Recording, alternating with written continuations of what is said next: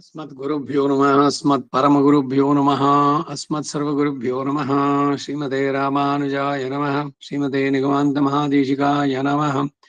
श्रीमान् वेङ्कटनाथार्यः कवितार्किककेसरी वेदान्ताचार्यवर्यो मे सन्निधत्तां सदा हृदि।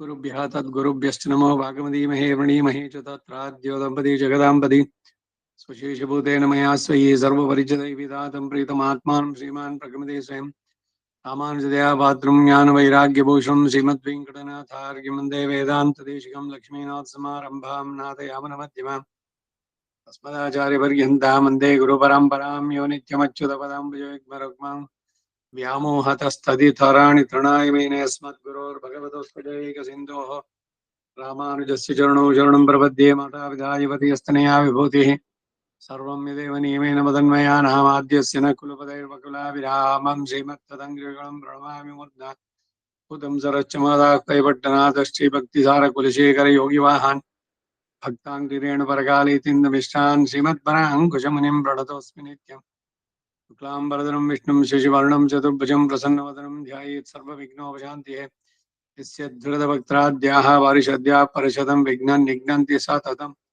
विश्वक्सेनं तमाश्रये दिव्याकारं सरोजाक्षं शङ्खचक्रगदाधरं मुकुन्दध्वानलीयं विश्वक्सेनोपास्महे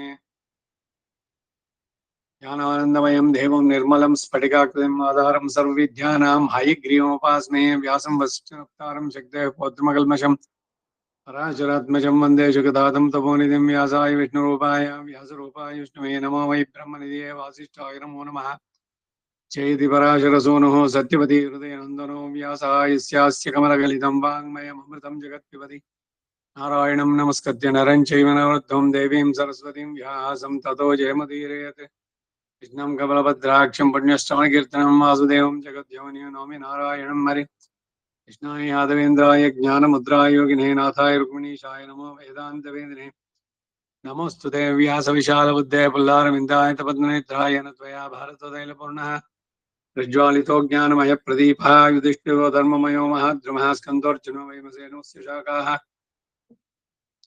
माद्रीसुतो पुष्पोले समृद्धे मूलं कृष्णं ब्रह्म च ब्राह्मणाश्च भीष्मद्रोणधराजयद्रथुजला गान्धार नीलोत्पलाशल्यग्राहवती कृपेण वहिनी कर्णेन वेलाकुला अश्वत्थामकर्णघोरमकरा दुर्योधनावर्तिनी सोत्तीर्णः खलु पाण्डवैर्नदी कैवर्तके केशवे धर्मे चार्थे च कामे च मोक्षे च भरतर्षभा यदि हस्ति तदन्यत्रायण्ये हास्ति न तत्क्वचित् अष्टमयी समेता श्रीकृष्णाय परब्रह्मणे नमः। अथ श्रीमन्महाभारते भीष्मपर्वे भीष्मवधपर्वे एकविंशत्युत्तरशततमोऽध्यायः 121ನೇ ಅಧ್ಯಾಯ ಭೀಷ್ಮನು ದಾಹ ಸಂಕಟದಿಂದ ನೀರನ್ನು ಕೇಳಿದಾಗ ರಾಜರು ಕಲಶಗಳಲ್ಲಿ ಸುಗಂಧ ತೀರ್ಥನ್ನು ತಂದದ್ದು ಅದನ್ನ ಒಪ್ಪದ ಭೀಷ್ಮ ಅರ್ಜುನನು ಪರ್ಜನ್ಯಾಸ್ತ್ರವನ್ನು ಪ್ರಯೋಗಿಸಿ ನಲದಿಂದ ಅವಿಚ್ಛಿನ್ನ ದಾರಿಯಾಗಿ ಭೀಷ್ಮನ ಬಾಯಿಗೆ ನೀರು ಬೀಳುವಂತೆ ಮಾಡಿದ್ದು. ಭೀಷ್ಮನು ದುರ್ಯೋಧನ ಅರ್ಜುನನ ಪ್ರಶಂಸೆ ಮಾಡಿ ಪಾಂಡವರಲ್ಲಿ ಸಮಾಧಾನದಿಂದ ಇರುವಂತೆ ಹೇಳಿದ್ದು. ಈ ಧೃತರಾಷ್ಟ್ರ ಮಹಾರಾಜ ಆ ರಾತ್ರಿ ಕಳೆದು ಬೆಳಗಾದ ಉಣ್ಣೆ ಪಾಂಡವರು ನಿನ್ನ ಮಕ್ಕಳು ಇತರ ರಾಜರು ತಿರುಗಿ ಭೀಷ್ಮನ ಅಲ್ಲಿಗೆ ಬಂದ್ರು. ವೀರಶೈಲಿಯಲ್ಲಿ ಮಲಗಿದ್ದ ಅವನಿಗೆ ಎಲ್ಲರೂ ನಮಸ್ಕರಿಸಿ ಅವನನ್ನು ಉಪಚರಿಸ್ತಾ ಇದ್ರು. ಸಾವಿರಾರು ಮಂದಿ ಕಣ್ಣೀರು ಕೂಡ ಅವನಲ್ಲಿಗೆ ಬಂದು ಚಂದನ ಪುಡಿಗಳನ್ನ ಅರಳುಗಳನ್ನ ಭೀಷ್ಮನ ಮೇಲೆ ಏರಿಸ್ತಾ ಇದ್ರು. ಹೆಂಗಸರು, ಮುದುಕರು, ಮಕ್ಕಳು, ಇನ್ನೂ ನೋಡೋದಕ್ಕೆ ಒಂದು ಪ್ರಾಕೃತ ಜನರು, ಪ್ರಾಣಿಗಳು ಸೂರ್ಯೋದಯವನ್ನು ಹೇಗುವ ಹಾಗೆ ಭೀಷ್ಮನನ್ನೇ ಕುತೂಹಲದಿಂದ ಸುತ್ತಲೂ ನೆರೆದು ನೋಡ್ತಾ ಇದ್ರು. ನೂರಾರು ಮಂದಿ ವಾದ್ಯಗಾರರು ವಾದ್ಯಗಳೊಡನೆ ಬಂದ್ರು. ನಟುವರು, ನರ್ತಕರು, ಶಿಲ್ಪಿಗಳು, ಇನ್ನು ಎಲ್ಲಾ ಕೆಲಸಗಾರರು ತಮ್ಮ ಕೆಲಸಗಳನ್ನು ಬಿಟ್ಟು ಅಲ್ಲಿಗೆ ಬಂದು ನೆರೆದರು. ಉಭಯ ಪಕ್ಷದ ವೀರರು ತಮ್ಮ ತಮ್ಮ ಆಯುಧಗಳನ್ನು ಬಿಟ್ಟು ನಿನ್ನ ತಂದೆಯಾದ ದೇವವ್ರತನ ಸುತ್ತಲೂ ನೆರೆದು ಸೇವಿಸ್ತಾ ಇದ್ರು. ಅವರವರು ತಮ್ಮ ತಮ್ಮ ವಯಸ್ಸಿಗೂ ತಾವು ಬಂದ ಕಾಲಕ್ಕೂ ತಕ್ಕಂತೆ ಭೀಷ್ಮನನ್ನ ದರ್ಶನ ಮಾಡ್ತಾ ಇದ್ರು. ಹೀಗೆ ಭೀಷ್ಮನನ್ನು ಸುತ್ತಿಮುತ್ತಿ ಅನೇಕ ರಾಜ ಸಮೂಹಗಳು ನೆರೆದಿರುವಾಗ ಆ ರಣಭೂಮಿ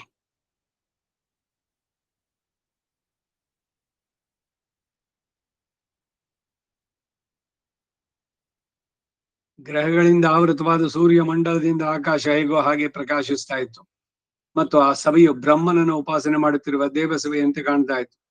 ಭೀಷ್ಮನಾದರೂ ಆ ಸ್ಥಿತಿಯಲ್ಲಿ ಬಾಣಗಳಿಂದ ಉಂಟಾದ ಗಾಯದ ಬಾಧೆ ತನಗೆ ದುಸ್ಸಹವಾಗಿದ್ರು ಅದನ್ನ ಧೈರ್ಯದಿಂದ ತಡೆದುಕೊಂಡು ಮನಸ್ಸಿನಲ್ಲಿ ವಿಶೇಷ ಹರ್ಷವನ್ನು ತೋರಿಸಲಾರದೆ ಸಮೀಪದಲ್ಲಿ ರಾಜರನ್ನು ನೋಡುತ್ತಾ ಮೆಲ್ಲಗೆ ನೀರು ನೀರು ಎಂದ. ಒಡನೆಯಲ್ಲಿದ್ದ ರಾಜರು ನಾನಾ ಕಡೆಗಳಿಂದ ಶೀತಲವಾದ ತೀರ್ಥದ ಕೊಡಗಳನ್ನು ಅದರೊಡನೆ ನಾನಾ ವಿಧವಾದ ಭಕ್ಷ್ಯಗಳನ್ನು ಭೀಷ್ಮನ ಸುತ್ತಲೂ ತಂದಿಟ್ರು. ಆಗ ಭೀಷ್ಮ ತನ್ನ ಸುತ್ತಲೂ ಇಟ್ಟಿದ್ದ ಸುಗಂಧ ತೀರ್ಥವಾದ ಶೀತಲವಾದ ತೀರ್ಥ ಕುಂಭನ್ ನೋಡಿ, ಎಲ್ಲ ಈ ರಾಜರೇ, ಇವೆಲ್ಲ ಈಗ ನನಗೆ ಯಾಕೆ? ಈಗ ಕೇವಲ ಸಾಮಾನ್ಯ ಮನುಷ್ಯರಿಗೆ ಯೋಗ್ಯವಾದ ಇಂತಹ ಭೋಗಗಳು ಯಾವುದನ್ನು ಅನುಭವಿಸೋದಕ್ಕೆ ನಾನು ಅರ್ಹನಲ್ಲ. ಈಗಲೇ ನಾನು ಮನುಷ್ಯ ಲೋಕದಿಂದ ಹೊರಗಾಗಿ ಶರಶೆಯಲ್ಲಿ ಮಲಗಿದ್ದೇನೆ. ಚಂದ್ರ ಸೂರ್ಯರು ಉತ್ತರ ದಿಕ್ಕಿಗೆ ತಿರುಗುವುದನ್ನ ನಿರೀಕ್ಷಿಸ್ತಾ ಇದ್ದೇನೆ ಎಂದ. ಹೇ ಧೃತರಾಷ್ಟ್ರ ಮಹಾರಾಜ, ಭೀಷ್ಮ ಹೇಗೆಂದು ಹೇಳಿ ಬಾಣದ ಬಾಧೆಯನ್ನು ತಡೆಯಾರದೆ ಸ್ವಲ್ಪ ಸುಧಾರಿಸಿಕೊಂಡು ತಿರುಗಿ ಅವರನ್ನು ಗುರುತು, ಇಲ್ಲ ರಾಜರೇ, ಈಗ ನನಗೆ ಪಶು ಸಂಬಂಧವಾದ ಅಥವಾ ಅಂತರಿಕ್ಷ ಸಂಬಂಧವಾದ ಇಂತಹ ನೀರು ಯಾವುದಾದ್ರೂ ಕುಡಿಯಲು ಯೋಗ್ಯವಲ್ಲ.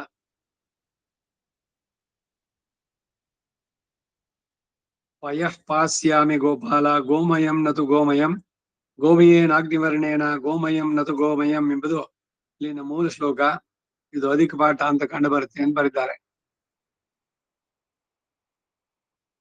ಅಗ್ನಿಮಯವಾದ ಬಾಣದ ಮೂಲಕವಾಗಿ ಭೂಮಿಯಿಂದ ಹೊರಡಿಸಲ್ಪಟ್ಟಂತ ತೇಜೋರೂಪವಾದ ಜಲವನ್ನೇ ನಾನು ಪಾನವನ್ನು ಮಾಡತಕ್ಕವನು ಎಂದ. ಹೀಗೆಂದು ಹೇಳಿ ಭೀಷ್ಮ ಹಾಲನ್ನು ತೀರ್ಥಗಳನ್ನು ತಂದಿಟ್ಟ ರಾಜರನ್ನೆಲ್ಲ ಅಪ್ರಯೋಜಕರೆಂದು ನಿರಾಕರಿಸಿ ನಾನು ಅರ್ಜುನನ್ನು ನೋಡ್ಬೇಕಿದ್ದೇನೆ ಎಂದರು. ಭೀಷ್ಮನ ಬಾಯಿಂದ ಆ ಮಾತು ಹೊರಟನೆ ಅರ್ಜುನ ಮುಂದೆ ಬಂದು ನಮಸ್ಕರಿಸಿ ವಿನಯದಿಂದ ಬದ್ಧಾಂಜಲಿಯಾಗಿ ನಿಂತು, ತಾತ, ನನ್ನಿಂದೇನಾಗಬೇಕು ಎಂದ. ಆಗ ಭೀಷ್ಮ ಅರ್ಜುನ್ ನೋಡಿ, ವತ್ಸ, ನನ್ನ ದೇಹವೆಲ್ಲ ನಿನ್ನ ಬಾಣಗಳ ಬಾಧೆಯಿಂದ ಉರಿಯುತ್ತಾ ಇದೆ. ಮರ್ಮ ಸ್ಥಾನಗಳೆಲ್ಲವೂ ದುಡಿಯುತ್ತಾ ಇದೆ. ಬಾಯಿ ಒಣಗೋಗ್ತಾ ಇದೆ.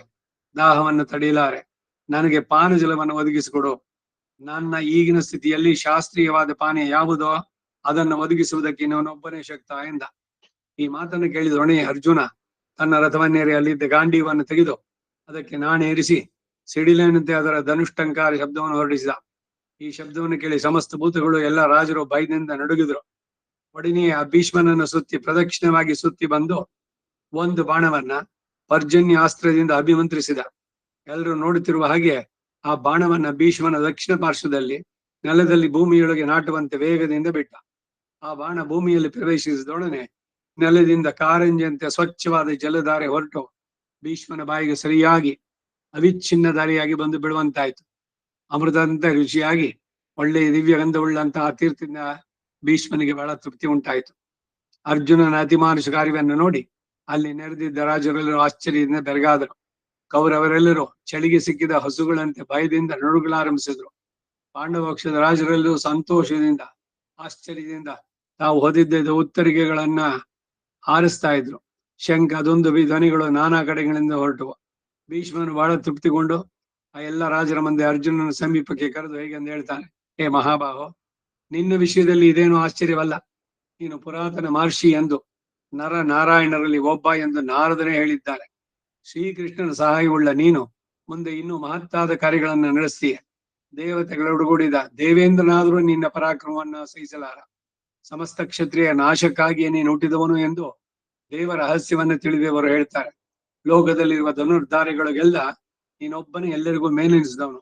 ಪ್ರಾಣಿಗಳಲ್ಲಿ ಮನುಷ್ಯರು ಶ್ರೇಷ್ಠರು, ಪಕ್ಷಿಗಳಲ್ಲಿ ಗರುಡ, ಜಲಾಶಯಗಳಲ್ಲಿ ಸಮುದ್ರ, ಚತುಷ್ಪಾದಗಳಲ್ಲಿ ಹಸು, ತೇಜಸ್ಸು ಗ್ರಹಗಳಲ್ಲಿ ತೇಜಸ್ಸುಳ್ಳಂತಹ ಗ್ರಹಗಳಲ್ಲಿ ಸೂರ್ಯ, ಬೆಟ್ಟಗಳಲ್ಲಿ ಹಿಮವಂತ, ಜಾತಿಗಳಲ್ಲಿ ಬ್ರಾಹ್ಮಣ್ಯ, ಮೇಲೆನಿಸಿದ ಹಾಗೆ ಧನುರ್ಧಾರಿಗಳಿಗೆಲ್ಲ ನೀನು ಮೇಲೆನಿಸಿರುವೆ. ಹೇ ಅರ್ಜುನ, ಧೃತರಾಷ್ಟ್ರ ಪುತ್ರನಾದ ಈ ದುರ್ಯೋಧನಿಗೆ ನಾನು ಎಷ್ಟೆಷ್ಟು ವಿಧದಿಂದ ಹೇಳಿದ್ರು ಅವನು ನನ್ನ ಹಿತವಾದ ಮಾತನ್ನು ಕೇಳದೆ ಹೋದ. ಹಾಗೆಯೇ ವಿದುರ, ದ್ರೋಣ, ಪರಶುರಾಮ, ಶ್ರೀಕೃಷ್ಣ, ಸಂಜಯ ಬಾರಿಗೂ ಅವನಿಗೆ ಬುದ್ಧವಾದ ಹೇಳಿದ್ರು.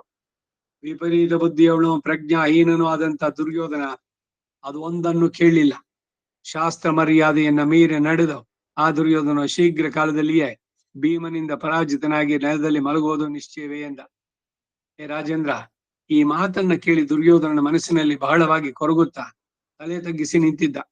ಆಗ ಭೀಷ್ಮನ್ನು ನೋಡಿ, ಹೇ ಕುಮಾರ ದುರ್ಯೋಧನ, ವೃಥಾ ಮನಸ್ಸಿನಲ್ಲಿ ಕೊರಗೋದಿಂದ್ರೇನು? ಕೊರಗೋದಿಂದ ಏನು? ಈಗಲೂ ನನ್ನ ಮಾತು ಕೇಳು ವತ್ಸ. ಈಗ ನಿನ್ನ ಕಣ್ಣು ಮುಂದೆಯೇ ಅರ್ಜುನನು ಸುಗಂಧ ಶೀತಲವಾದ ಜಲಧಾರೆ ಹುಟ್ಟಿಸಿದ ಉಪಾಯವನ್ನು ನೋಡಿದೆ ಅಲ್ವೇ? ಇಂತಹ ಕರಿವನ್ನು ಈ ಲೋಕದಲ್ಲಿ ಬೇರೆ ಯಾವನೂ ಮಾಡಲು ಸಮರ್ಥ ಎಂದು ಮಾಡಲು ಅಸಮರ್ಥ ಅಂತ ತಿಳಿ. ಅವನೊಬ್ಬನ್ ಬಿಟ್ಟು ವಾಯವ್ಯ, ವೈಷ್ಣವ, ಐಂದ್ರ, ಪಾಶುಪತ, ಬ್ರಹ್ಮಾಸ್ತ್ರ, ಪಾರಮೇಷ್ಟ್ಯ, ಪ್ರಾಜಾಪತ್ಯ ಮೊದಲಾದ ಅಸ್ತ್ರಗಳನ್ನೆಲ್ಲವನ್ನು ಇವನು ಬಲ್ಲವನು. ಧಾತೃ, ತ್ವಷ್ಟ್ರ, ಸವಿತೃ, ದೇವತಾತ್ಮಕವಾದ ಅಸ್ತ್ರಗಳನ್ನ, ವೈವಸ್ವತಾಸ್ತ್ರಗಳನ್ನು ಇವನು ಬಲ್ಲ. ಈ ಮನುಷ್ಯ ಲೋಕವನ್ನೆಲ್ಲ ಹುಡುಕಿದ್ರು ಇವನೊಬ್ಬನ ಹೊರತು ಈ ಅಸ್ತ್ರಗಳೆಲ್ಲವನ್ನು ಸಾಕಲ್ಯವಾಗಿ ತಿಳಿದವನು ಬೇರೊಬ್ಬನಿಲ್ಲ. ದೇವಕಿ ಪುತ್ರನಾದ ಕೃಷ್ಣನೊಬ್ಬ ತಿಳಿದಿರಬಹುದು, ಬೇರೆ ಯಾರಿಗೂ ತಿಳಿಯದು. ಹೇ ಅಪ್ಪ ದುರ್ಯೋಧನ, ಯುದ್ಧದಲ್ಲಿ ಪಾಂಡವರನ್ನು ಜಯಿಸುವುದು ನಿನಗೆ ಎಂದಿಗೂ ಸಾಧ್ಯವಲ್ಲ. ಮಹಾತ್ಮನಾದ ಆತನು ಅಮಾನುಷ ಕಾರ್ಯಗಳನ್ನು ಮಾಡಬಲ್ಲ. ಅವನೊಡನೆ ಸಂಧಿಯನ್ನು ಬೆಳೆಸು, ವಿಳಂಬ ಮಾಡಬೇಡ. ಕೃಷ್ಣನವನಿಗೆ ಸ್ವಾಧೀನನಾಗಿರುವಷ್ಟರಲ್ಲಿಯೇ ನೀನು ಅವನೊಡನೆ ಸಂಧಿಯನ್ನು ಬೆಳೆಸು. ಅರ್ಜುನನು ಈಗ ಸತ್ತುಳಿದ ನಿನ್ನ ಸೈನ್ಯವನ್ನ ನಿರ್ಮೂಲ ಮಾಡುವಷ್ಟರಲ್ಲಿಯೇ ಸಂಧಿಯನ್ನು ಬೆಳೆಸು. ನಿನ್ನ ಸಹೋದರರಲ್ಲಿ ಈಗಾಗಲೇ ಸತ್ತವರು ಹೋಗಿ ಉಳಿದವರಾದರೂ ಜೀವದಿಂದ ಇರುವಾಗಲೇ ಸಂಧಿಯನ್ನು ಬೆಳೆಸು. ಇನ್ನೂ ಅನೇಕ ರಾಜರು ಸಾಯುವುದಕ್ಕೆ ಮುಂಚೆಯೇ ಸಂಧಿಯನ್ನು ಬೆಳೆಸು. ಧರ್ಮರಾಜನು ಕೋಪೋದ್ದೀಪಿತವಾದ ತನ್ನ ದೃಷ್ಟಿಯನ್ನ ನಿನ್ನ ಸೈನ್ಯವನ್ನ ದಹಿಸುವುದಕ್ಕೆ ಮೊದಲೇ ಪಾಂಡವರೊಡನೆ ಸಂಧಿಗೆ ಪ್ರಯತ್ನಿಸು. ನಕುಲ, ಸಹದೇವನು, ಭೀಮನು ನಿನ್ನ ಸೈನ್ಯವನ್ನ ನಾನಾ ಕಡೆಗಳಿಂದ ನಾಶ ಮಾಡೋದಕ್ಕೆ ಮೊದಲೇ ಪಾಂಡವರೊಡನೆ ಸ್ನೇಹವನ್ನು ಬೆಳೆಸುವುದೇ ಮೇಲು ಎಂದು ನನಗೆ ತೋರುತ್ತೆ. ಹೇ ಕೌರವರಾಜ, ಈ ಯುದ್ಧ ನನ್ನಿಂದಲೇ ಮುಗಿದೋಗ್ಲಿ. ಪಾಂಡವರೊಡನೆ ಸಮಾಧಾನವನ್ನು ಬೆಳೆಸು. ನನ್ನ ಮಾತನ್ನು ಕೇಳು, ಇದರಿಂದ ನಿನಗೂ ನಿನ್ನ ಕುಲಕ್ಕೂ ಕ್ಷೇಮ ಉಂಟು. ಕೋಪವನ್ನು ಬಿಟ್ಟು ಪಾಂಡವರೊಡನೆ ಸ್ನೇಹದಿಂದ ಇರು. ಅರ್ಜುನನಿಂದ ನೀನು ಇದುವರೆಗೆ ಅನುಭವಿಸಿದ್ದೇ ಸಾಕು. ನಿಮ್ಮ ದ್ವೇಷವೆಲ್ಲವೂ ಭೀಷ್ಮ ಮರಣದಿಂದಲೇ ನಿಂತು ಹೋಗಿ ಇನ್ನು ಮೇಲೆ ನಿಮ್ಮಲ್ಲಿ ಸೌಹಾರ್ದ ಬೆಳೆಯಿದೆ. ಉಳಿದವರಾದರೂ ಬದುಕಿರ್ಲಿ. ರಾಜ್ಯದಲ್ಲಿ ಅರ್ಧವನ್ನ ಪಾಂಡವರಿಗೆ ಹಂಚಿಕೊಡು. ಧರ್ಮರಾಜನು ಇಂಥಪ್ರಸ್ಥಕ್ಕೆ ಹೋಗಿ ನೆಲೆಸಲಿ. ಮಿತ್ರರಿಗೆ ದ್ರೋಹವನ್ನು ಮಾಡಿ ರಾಜರನ್ನೆಲ್ಲ ಕೊಲಿಸಿ ಕ್ಷತ್ರಿಯ ಕುಲಕ್ಕೆ ಕೇವಲ ಹೀನ ಎನಿಸಿಕೊಂಡು ಅಪಕೀರ್ತಿಯನ್ನು ಹೊಂದಬೇಡ. ನನ್ನ ಅವಸಾನದಿಂದಲೇ ಈ ಘೋರ ಯುದ್ಧ ಮುಗಿದು ಲೋಕಕ್ಕೆ ಶಾಂತಿ ಉಂಟಾಗಲಿ. ಪಾಂಡವರು ಸಂತೋಷದಿಂದ ನಿನ್ನೊಡನೆ ಕೂಡಾಡಲಿ. ಇನ್ನು ಮೇಲೆ ಯುದ್ಧದಲ್ಲಿ ಒಬ್ಬರನ್ನೊಬ್ಬರು ದ್ವೇಷಿಸದೆ, ತಂದೆಯೋ ಮಗನೊಡೆಯೋ, ಸೋದರಳಿಯೋ ಸೋದರ ಮಾವನೊಡನೆಯೋ, ಸಹೋದರರು ಸಹೋದರೊಡನೆಯೋ ಅನ್ಯೋನ್ಯ ಪ್ರೇಮದಿಂದ ಕೂಡಿ ಬದುಕಲಿ. ದುರ್ಯೋಧನ, ಈಗಲೂ ನೀನು ಕಾಲೋಚಿತವಾದ ಈ ನನ್ನ ಬುದ್ಧಿವಾದನ ಕೇಳದೆ ಬುದ್ಧಿಗಿಟ್ಟು ಮೋಹದಿಂದ ದ್ವೇಷವನ್ನು ಬೆಳೆಸದೆ ಆದ್ರೆ ಮುಂದೆ ನೀನು ಬಹಳವಾಗಿ ಪಶ್ಚಾತ್ತಾಪಕ್ಕೆ ಗುರಿಯಾಗ್ತೀಯ. ಈಗಿನ ಯುದ್ಧವೇ ಎಲ್ಲರಿಗೂ ಕೊನೆಗಾಲ ಅಂತ ತಿಳಿ ಸತ್ಯವಾದ ಈ ಮಾತನ್ನ ನಾನು ನಿನಗೆ ಹೇಳ್ತಾ ಇದ್ದೇನೆ ಎಂದ. ಧೃತರಾಷ್ಟ್ರ ಮಹಾರಾಜ, ಶರಶೈಯಲ್ಲಿ ಮಲಗಿದ್ದ ಮಹಾತ್ಮನಾದ ಭೀಷ್ಮ ನಿನ್ನ ಮಗನಲ್ಲಿ ತನಗಿದ್ದ ಪ್ರೇಮದಿಂದ ಎಲ್ಲ ರಾಜರು ಕೇಳುತ್ತಿರುವಂತೆ ಈ ಮಾತುಗಳನ್ನ ಆಡಿ ದೇಹದಲ್ಲಿ ತನಗಿದ್ದ ಬಾಣವೇದನೆಯ ಸಹಿಸಲಾರದೆ ಹಾಗೆಯೇ ಶಾಂತನಾಗಿ ಸುಮ್ಮನಾದ. ಆಗಲೂ ಹೇಗೋ ಪ್ರಯತ್ನದಿಂದ ತನ್ನ ವೇದನೆಯನ್ನು ತಡೆದುಕೊಂಡಿದ್ದನು. ರಾಜೇಂದ್ರ, ಎಷ್ಟು ಹೇಳಿದ್ರೇನು? ಧರ್ಮಾರ್ಥಯುಕ್ತವೋ ಹಿತಕರವೋ ನಿರ್ದುಷ್ಟವೂ ಆದ ಇಷ್ಟ ಬುದ್ಧಿವಾದಗಳನ್ನ ಕೇಳಿಯೋ ನಿನ್ನ ಮಗನಿಗೆ ಮನಸ್ಸು ತಿರುಗಲಿಲ್ಲ. ಸಾಯುವವನಿಗೆ ಭೋಜನವು ಹೇಗೋ ಹಾಗೆ ಅವನಿಗೆ ಅದೊಂದು ರುಚಿಸದೆ ಹೋಯಿತು ಎಂದ. ಇಲ್ಲಿಗೆ 121ನೇ ಅಧ್ಯಾಯ. ಅಷ್ಟಮೈಷಿ ಸಮೇತ ಶ್ರೀಕೃಷ್ಣಾಯ ಪರಬ್ರಹ್ಮಣೇ ನಮಃ. ರಾಜರೆಲ್ಲರೂ ಹೋದ ಮೇಲೆ ಕರ್ಣನು ಏಕಾಂತವಾಗಿ ಭೀಷ್ಮನಿಗೆ ಬಂದು ನಮಸ್ಕರಿಸಿದ. ಆಗ ಭೀಷ್ಮ ಅವನ ಜನ್ಮ ವೃತ್ತಾಂತವನ್ನು ತಿಳಿಸಿ ಪಾಂಡವರೊಡನೆ ಸೇರುವಂತೆ ಹೇಳಿದ್ದು. ಆತನು ಸಕಾರಣವಾಗಿ ತನಗೆ ಅದು ಸಾಧ್ಯ ಇಲ್ಲ ಎಂದು ಕ್ಷಮೆಯನ್ನು ಬೇಡಿ ಹೊರಟು ಹೋದನು. ಅಷ್ಟಮೈಷಿ ಸಮೇತ ಶ್ರೀಕೃಷ್ಣಾಯ ಪರಬ್ರಹ್ಮಣೇ ನಮಃ. ಹೇ ರಾಜ, ಭೀಷ್ಮನು ಇಷ್ಟು ಮಾತನಾಡಿ ಸುಮ್ಮನಾದ ಮೇಲೆ ಅರಸರೆಲ್ಲರೂ ತಮ್ಮ ತಮ್ಮ ಸ್ಥಳಕ್ಕೆ ಹೋಗಿ ಸೇರಿದ್ರು. ಭೀಷ್ಮನು ಕೆಳಗೆ ಬಿದ್ದದನ್ನು ಕೇಳಿದೊಡನೆ ಕರ್ಣನು ಮನಸ್ಸಿನಲ್ಲಿ ಸ್ವಲ್ಪ ಹೆದರಿದವನಾಗಿ ವೇಗದಿಂದ ಆತನ ಸಮೀಪಕ್ಕೆ ಬಂದ. ಜನನವಾದೊಡನೆ ನದಿಯ ಹುಲ್ಲಿನ ಮೇಲೆ ಮಲಗಿದ್ದ ಷಣ್ಮುಖನಂತೆ ಅಲ್ಲಿ ಶರತಲ್ಪದ ಮೇಲೆ ಮಲಗಿರುವ ಭೀಷ್ಮನನ್ನು ಕರ್ಣ ಕಂಡ. ಕಣ್ಣುಗಳನ್ನು ಮುಚ್ಚಿ ಮಲಗಿದ್ದ ಭೀಷ್ಮನ ಬಳಿಯಲ್ಲಿ ನಿಂತು ಕಣ್ಣೀರು ಸುರಿಸುತ್ತಾ ಆತನ ಪಾದಗಳಲ್ಲಿ ಬಿದ್ದು ಗದ್ದದ ಸ್ವರದಿಂದ, ಓ ಕುರುಕುಲ ಶ್ರೇಷ್ಠ, ನಾನು ರಾಧಾಪುತ್ರ, ನಿನ್ನಲ್ಲಿ ನಿರಪರಾಧಿಯಾದ್ರೂ ನಿನ್ನ ಕಣ್ಣಿಗೆ ಬಿದ್ದಾಗಲೆಲ್ಲ ನಿನ್ನ ದ್ವೇಷ ದೃಷ್ಟಿಗೆ ಗುರಿಯಾಗ್ತಿದ್ದವನು ಎಂದ ತನ್ನ ಪರಿಚಯವನ್ನು ತಿಳಿಸಿದ. ಭೀಷ್ಮನು ಆ ವಾಕ್ಯವನ್ನು ಕೇಳಿ ಬಾಣಗಳಿಂದ ಮರೆಸಲ್ಪಟ್ಟ ಕಣ್ಣುಗಳಿಂದಲೇ ತನ್ನ ಸುತ್ತಲೂ ಯಾರು ಇಲ್ಲದಿರುವುದನ್ನು ಕಂಡು ತನ್ನ ಅಂಗರಕ್ಷಕರನ್ನು ದೂರಕ್ಕೆ ಗಳಿಸಿ ತಂದೆಯು ಮಗನನ್ನ ಅಪ್ಪಿಕೊಳ್ಳುವಂತೆ ಆ ಕೃಷ್ಣನೊಂದು ಒಂದು ಕೈಯಿಂದ ಕರ್ಣನನ್ನ ಒಂದು ಕೈಯಿಂದ ಅಪ್ಪಿಕೊಂಡು ಮೆಲ್ಲಗೆ ಅವನನ್ನ ನೋಡಿ ಸ್ನೇಹಪೂರ್ವಕವಾಗಿ ಹೀಗೆಂದು ಹೇಳ್ತಾನೆ, ಕರ್ಣ, ಇದುವರೆಗೆ ನೀನು ನನ್ನನ್ನು ದ್ವೇಷಿಸುತ್ತಿದ್ದ ವಿಷಯದಲ್ಲಿ ನನಗೆ ಚಿಂತೆ ಇಲ್ಲ.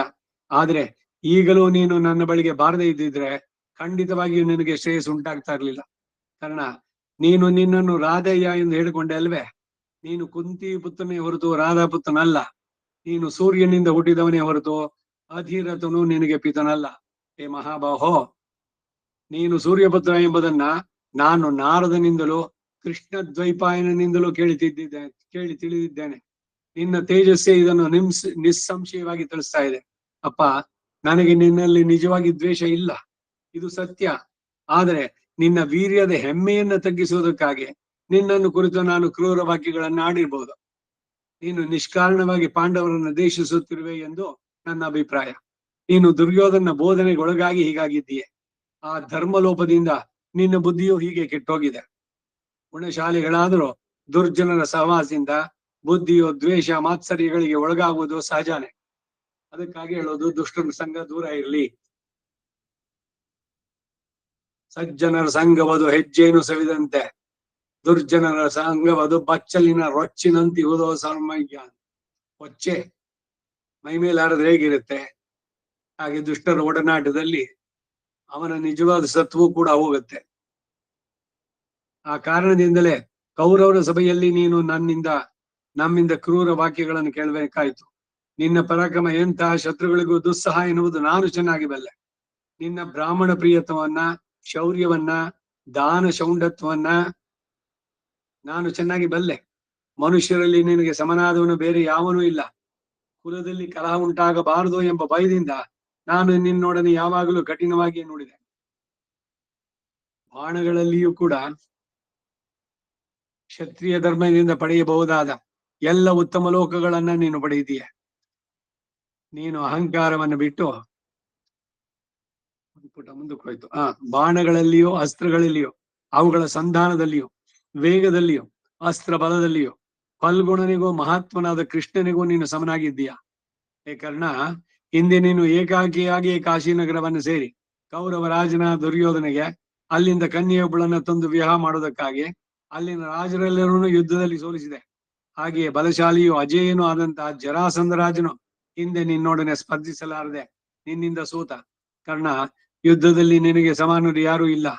ನೀನು ಬ್ರಾಹ್ಮಣರಿಗೆ ಹಿತನು, ಶೌರ್ಯವನ್ನು ಪ್ರದರ್ಶಿಸತಕ್ಕಂತ ಯುದ್ಧ ಮಾಡತಕ್ಕವನು. ತೇಜಸ್ಸಿನಲ್ಲಿಯೋ ಬಲದಲ್ಲಿಯೋ ಯುದ್ಧ ಮಾಡೋದರಲ್ಲಿಯೋ ನೀನು ದೇವಕುಮಾರನಿಗೆ ಸಮಾನ. ಮನುಜ ಶ್ರೇಷ್ಠ, ನಿನ್ನಲ್ಲಿ ನನಗಿದ್ದ ಕೋಪವಿಲ್ಲ, ಈಗ ಪೂರ್ಣವಾಗಿ ಬಿಟ್ಟು ಹೋಯ್ತು. ಎಷ್ಟೇ ಪ್ರಯತ್ನ ಪಟ್ಟರೂ ವಿಧಿಯನ್ನ ಮೀರಲಾಗುವುದಿಲ್ಲ. ವೀರರಾದ ಪಾಂಡವರು ನಿನಗೆ ಸಾಕ್ಷಾತ್ತಾಗಿ ಸಹೋದರರು. ಈಗಲೂ ನೀನು ನನಗೆ ಹಿತಮುಂಟು ಮಾಡುವ ಅಪೇಕ್ಷೆ ಉಳ್ಳವನಾದರೆ ಪಾಂಡವರೊಡನೆ ಹೋಗಿ ಸೇರು. ಸೂರ್ಯಕುಮಾರ, ನಿನ್ನ ಶತ್ರುತ್ವವು ನನ್ನೊಡನೆಯೇ ತೀರಿ ಹೋಗಲಿ. ಪ್ರಪಂಚದಲ್ಲಿ ರಾಜರೆಲ್ಲರೂ ನಿನ್ನ ಮೇಲೆ ಸುಖವಾಗಿರ್ಲಿ ಎಂದರು. ಆಗ ಕೃಷ್ಣ, ಹೇ ಮಹಾಬಾಹೋ, ಇವೆಲ್ಲ ನನಗೂ ತಿಳಿದಂತೆ. ಇದರಲ್ಲಿ ನನಗೂ ಸಂಶಯ ಸ್ವಲ್ಪವೂ ಇಲ್ಲ. ನಾನು ಕುಂತಿ ಪುತ್ರ ಎಂಬುದು ಸೂತ ಪುತ್ರನ ಅಲ್ಲ ಎಂಬುದು ನಿಜ. ಆದರೆ ನನ್ನನ್ನು ಕುಂತಿಯು ಬಾಲ್ಯದಲ್ಲಿಯೇ ತೊರೆದು ಬಿಟ್ಲು. ಸೂತನು ನನ್ನನ್ನು ಆಧರಿಸಿ ಬೆಳೆಸಿದ. ಅಲ್ಲದೆ ದುರ್ಯೋಧನ ಐಶ್ವರ್ಯವನ್ನೆಲ್ಲ ಅನುಭವಿಸಿದ ಮೇಲೆ ಅದನ್ನು ಸುಳ್ಳು ಮಾಡುವುದರಲ್ಲಿಯೂ ನನಗೆ ಪ್ರಿಯವಿಲ್ಲ. ವಸುದೇವ ಕುಮಾರನಾದ ಕೃಷ್ಣನು ಅರ್ಜುನಿಗೆ ಉಪಕಾರ ಮಾಡುವುದಕ್ಕಾಗಿ ಹೇಗೆ ಬದ್ಧ ಕಂಕಣನಾಗಿ ನಿಂತಿದ್ದಾನೋ ಹಾಗೆಯೇ ದುರ್ಯೋಧನ ನಿಮಿತ್ತವಾಗಿ ನಾನು, ನನ್ನ ಹೆಂಡತಿ, ಮಕ್ಕಳು, ಸಂಪತ್ತು, ಕೀರ್ತಿ, ಕೊನೆಗೆ ನನ್ನ ಶರೀರ ಎಂಬ ಇವುಗಳೆಲ್ಲವನ್ನು ಬಿಡಲು ಸಿದ್ಧನಾಗಿದ್ದೇನೆ. ಸಿನ್ಸಿಯಾರಿಟಿ ಒಳ್ಳೆಯದು, ಆದ್ರೆ ಯಾರ ಜೊತೆನಲ್ಲಿ ಆ ವಿವೇಕ ಇರ್ಬೇಕಾಗಿತ್ತು ಅಷ್ಟೆ. ಓ ಕುರುಕುಲ ಶ್ರೇಷ್ಠ, ಕ್ಷತ್ರಿಯರು ವ್ಯಾಧಿಯಿಂದ ಮರಣ ಹೊಂದದೇ ಇರಲಿ ಎಂಬ ದುರ್ಯೋಧನ ವಾಕ್ಯಗಳನ್ನು ಅನುಸರಿಸಿ ನಾನು ಯಾವಾಗಲೂ ಪಾಂಡವರನ್ನು ಕೋಪದಿಂದ ಕಾಣ್ತಾ ಇದ್ದೆ. ಇವೆಲ್ಲವೂ ಅವಶ್ಯವಾಗಿ ನಡೀತಕ್ಕದ್ದೇ. ಇವುಗಳನ್ನು ಯಾರು ತಡೆಯಲಾರರು. ವಿಧಿಯನ್ನ ಪೌರುಷದಿಂದ ಯಾವನು ತಾನೇ ಜಯಿಸಬಲ್ಲ? ಓ ಪಿತಾಮಹ, ಭೂಮಿಗೆಲ್ಲ ಕ್ಷಯ ಸೂಚಕವಾದ ದುರ್ನಿಮಿತ್ತಗಳನ್ನೆಲ್ಲ ನೀನೇ ಚೆನ್ನಾಗಿ ನೋಡಿದೆ. ಸಭೆಗಳಲ್ಲಿಯೂ ನೀನೇ ಅವುಗಳನ್ನು ವಿವರಿಸಿ ಹೇಳಿದೆ. ಪಾಂಡವರು ವಾಸುದೇವನು ಬೇರೆ ಯಾವ ಮನುಷ್ಯನಿಂದಲೂ ಜಯಿಸಲ್ಪಡಲಾರ ಎಂಬುದು ನನಗೂ ಸರ್ವ ವಿಧದಿಂದಲೂ ಚೆನ್ನಾಗಿ ತಿಳಿದಿದೆ. ಹಾಗಿದ್ದರೂ ಅಂಥವರನ್ನು ನಾವು ಎದುರಿಸಿ ಯುದ್ಧ ಮಾಡುವುದರಲ್ಲಿ ಉತ್ಸಾಹವುಳ್ಳವರಾಗಿದ್ದೇವೆ.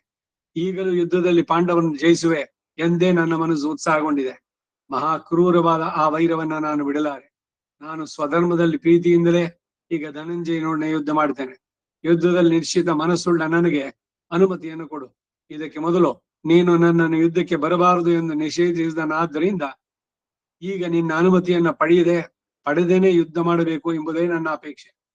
ಕೋಪದಿಂದಲೋ ಅವಿವೇಕದಿಂದಲೋ ಹಿಂದೆ ನಾನು ಆಡಿದ ದುರ್ವಾಕ್ಯಗಳನ್ನ, ಮಾಡಿದ ದುಷ್ಕಾರ್ಯಗಳನ್ನ ನೀನು ಮನಸ್ಸಿನಲ್ಲಿಟ್ಟುಕೊಳ್ಳದೆ ಮನ್ನಿಸು ಎಂದು ಬೇಡಿದ. ಆಗ ಭೀಷ್ಮ, ಕರ್ಣ, ಅತಿ ಕ್ರೂರವಾದ ನಿನ್ನ ಈ ವೈರವ್ರತವನ್ನ ಬಿಡಲಾಗದೆ ಇದ್ರೆ ನಿನಗೆ ಅನುಮತಿಯನ್ನು ಕೊಡುತ್ತೇನೆ. ಸ್ವರ್ಗವನ್ನ ಉದ್ದೇಶಿಸಿ ಯುದ್ಧ ಮಾಡು. ನಾನು ಇದುವರೆಗೂ ಕೋಪವೂ ಇಲ್ಲದೆ ಆತುರವೂ ಇಲ್ಲದೆ ಯುದ್ಧದಲ್ಲಿ ಮಾಡಬೇಕಾದ ಕಾರ್ಯವನ್ನು ಮಾಡಿ ಮುಗಿಸಿದ್ದೇನೆ. ನನ್ನ ಉತ್ಸಾಹಕ್ಕೂ ನನ್ನ ಶಕ್ತಿಗೂ ತಕ್ಕಂತೆ ಸಾಧುಗಳ ನಡತೆಯನ್ನೇ ನಾನು ಅನುಸರಿಸಿ ನಡೀತಾ ಇದ್ದೇನೆ. ನಾನು ನಿನಗೆ ಅನುಮತಿ ಕೊಡ್ತೇನೆ. ನೀನು ಕೋರಿದ್ದೆಲ್ಲವನ್ನು ಪಡೆಯುವನಾಗೋ. ನೀನು ಆ ಧನಂಜಯನಿಂದಲೇ ಕ್ಷತ್ರಿಯ ಧರ್ಮದಿಂದ ಪಡೆಯಬಹುದಾದ ಎಲ್ಲ ಉತ್ತಮ ಲೋಕಗಳನ್ನು ಪಡೆಯುತ್ತೀಯ. ನೀನು ಅಹಂಕಾರವನ್ನು ಬಿಟ್ಟು ಬಲ ವೀರ್ಯಗಳನ್ನು ಉಪಯೋಗಿಸಿ ಯುದ್ಧ ಮಾಡು. ಕ್ಷತ್ರಿಯನಿಗೆ ಧರ್ಮ ಯುದ್ಧಕ್ಕಿಂತ ಮೇಲಾದ ಬೇರೊಂದಿಲ್ಲ. ಬಹುದಿನಗಳಿಂದಲೂ ನಾನು ನಿಮ್ಮ ಒಳಗಣ ವಿರೋಧವನ್ನು ತಪ್ಪಿಸಲು ಎಷ್ಟೋ ಪ್ರಯತ್ನ ಪಟ್ಟೆ. ಆದರೆ ಅದು ನನ್ನಿಂದ ಸಾಧ್ಯವಿಲ್ಲದೆ ಹೋಯಿತು. ಧರ್ಮವಿರುವ ಕಡೆಗೇ ಜಯ ಎಂದ. ಆಮೇಲೆ ರಾಧೆಯೇನು ಭೀಷ್ಮನಿಗೆ ಅಭಿವಾದನ ಮಾಡಿ ಅವನ ಅನುಮತಿಯನ್ನು ಪಡೆದು ರಥದ ಮೇಲೆ ಏರಿ ನಿನ್ನ ಮಗ ಇರುವ ಸ್ಥಳಕ್ಕೆ ಹೋದ ಎಂದ. ವೈಶಂಪಾಯನೊಂದು ಜನಮೇಜನ ಕುರಿತು, ಹೇ ರಾಜೇಂದ್ರ, ಹೀಗೆ ಅನೇಕ ವೃತ್ತಾಂತಗಳನ್ನು ಒಳಗೊಂಡು ಪಾಪ ನಿವಾರಕವೂ ಮಂಗಳಕರವೂ ಆದ ಭೀಷ್ಮ ಪರ್ವವನ್ನೆಲ್ಲ ನಿನಗೆ ತಿಳಿಸಿದ್ದೇನೆ. ಈ ಪರ್ವವನ್ನ ಅನವರತವೂ ಪಡಿಸುತ್ತಾ ಶ್ರದ್ಧೆಯಿಂದ ಕೇಳುವವರಿಗೆ ಪಾಪಗಳೆಲ್ಲ ನೀಗುತ್ತವೆ. ಅವರು ಶರೀರ ಅವಸಾನದಲ್ಲಿ ಪುನರ್ಜನ್ಮವಿಲ್ಲದ ವಿಷ್ಣು ಸ್ಥಾನವಾದ ವೈಕುಂಠವನ್ನು ಸೇರ್ತಾರೆ. ಹೇ ಭರತಕುಲೋತ್ತಮ, ಆದ್ದರಿಂದ ಉದ್ದೇಶ ಸಿದ್ಧಿಯನ್ನು ಕೋರುವ ಮನುಷ್ಯನು ಸರ್ವ ಪ್ರಯತ್ನದಿಂದಲೂ ಭಾರತವನ್ನ ಕೇಳಬೇಕು, ಮಹಾಭಾರತವನ್ನ. ಈ ಭೀಷ್ಮ ಪರ್ವವನ್ನ ಓದುವಾಗ ಉತ್ತಮ ಬ್ರಾಹ್ಮಣರನ್ನ ಗಂಧ ಪುಷ್ಪಗಳಿಂದ ಅಲಂಕರಿಸಿ ಅವರಿಗೆ ಭೋಜನವನ್ನಿಕ್ಕಬೇಕು, ಅವರಿಗೆ ಉತ್ತಮ ಪಾನೀಯವನ್ನ ದಾನ ಮಾಡಬೇಕು ಎಂದ. ಇಲ್ಲಿಗೆ 122ನೇ ಅಧ್ಯಾಯ.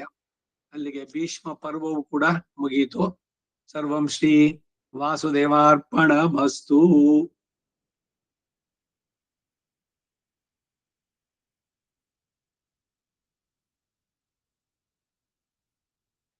ಮುಂದಿನ ಪರ್ವ ಅಲ್ಲಿಗೆ 11ನೇ ಸಂಪುಟನು ಮುಡಿಯಿತು. 12ನೆಯ ಸಂಪುಟ ದ್ರೋಣ ಪರ್ವ. ದ್ರೋಣ ಪರ್ವದಲ್ಲಿ ಮೊದಲನೇ ಭಾಗ ಅಂತ ಇದೆ, ಫಸ್ಟ್ ಪಾರ್ಟ್.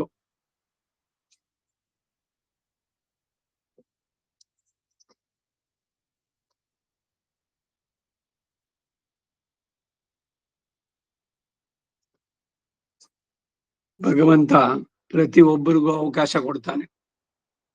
ಇದೇನೇನೆ ಪ್ರತಿ ಒಬ್ಬರ ಮನಸ್ಸಿನಲ್ಲಿ ನಡೆಯುವ ಮಹಾಭಾರತ.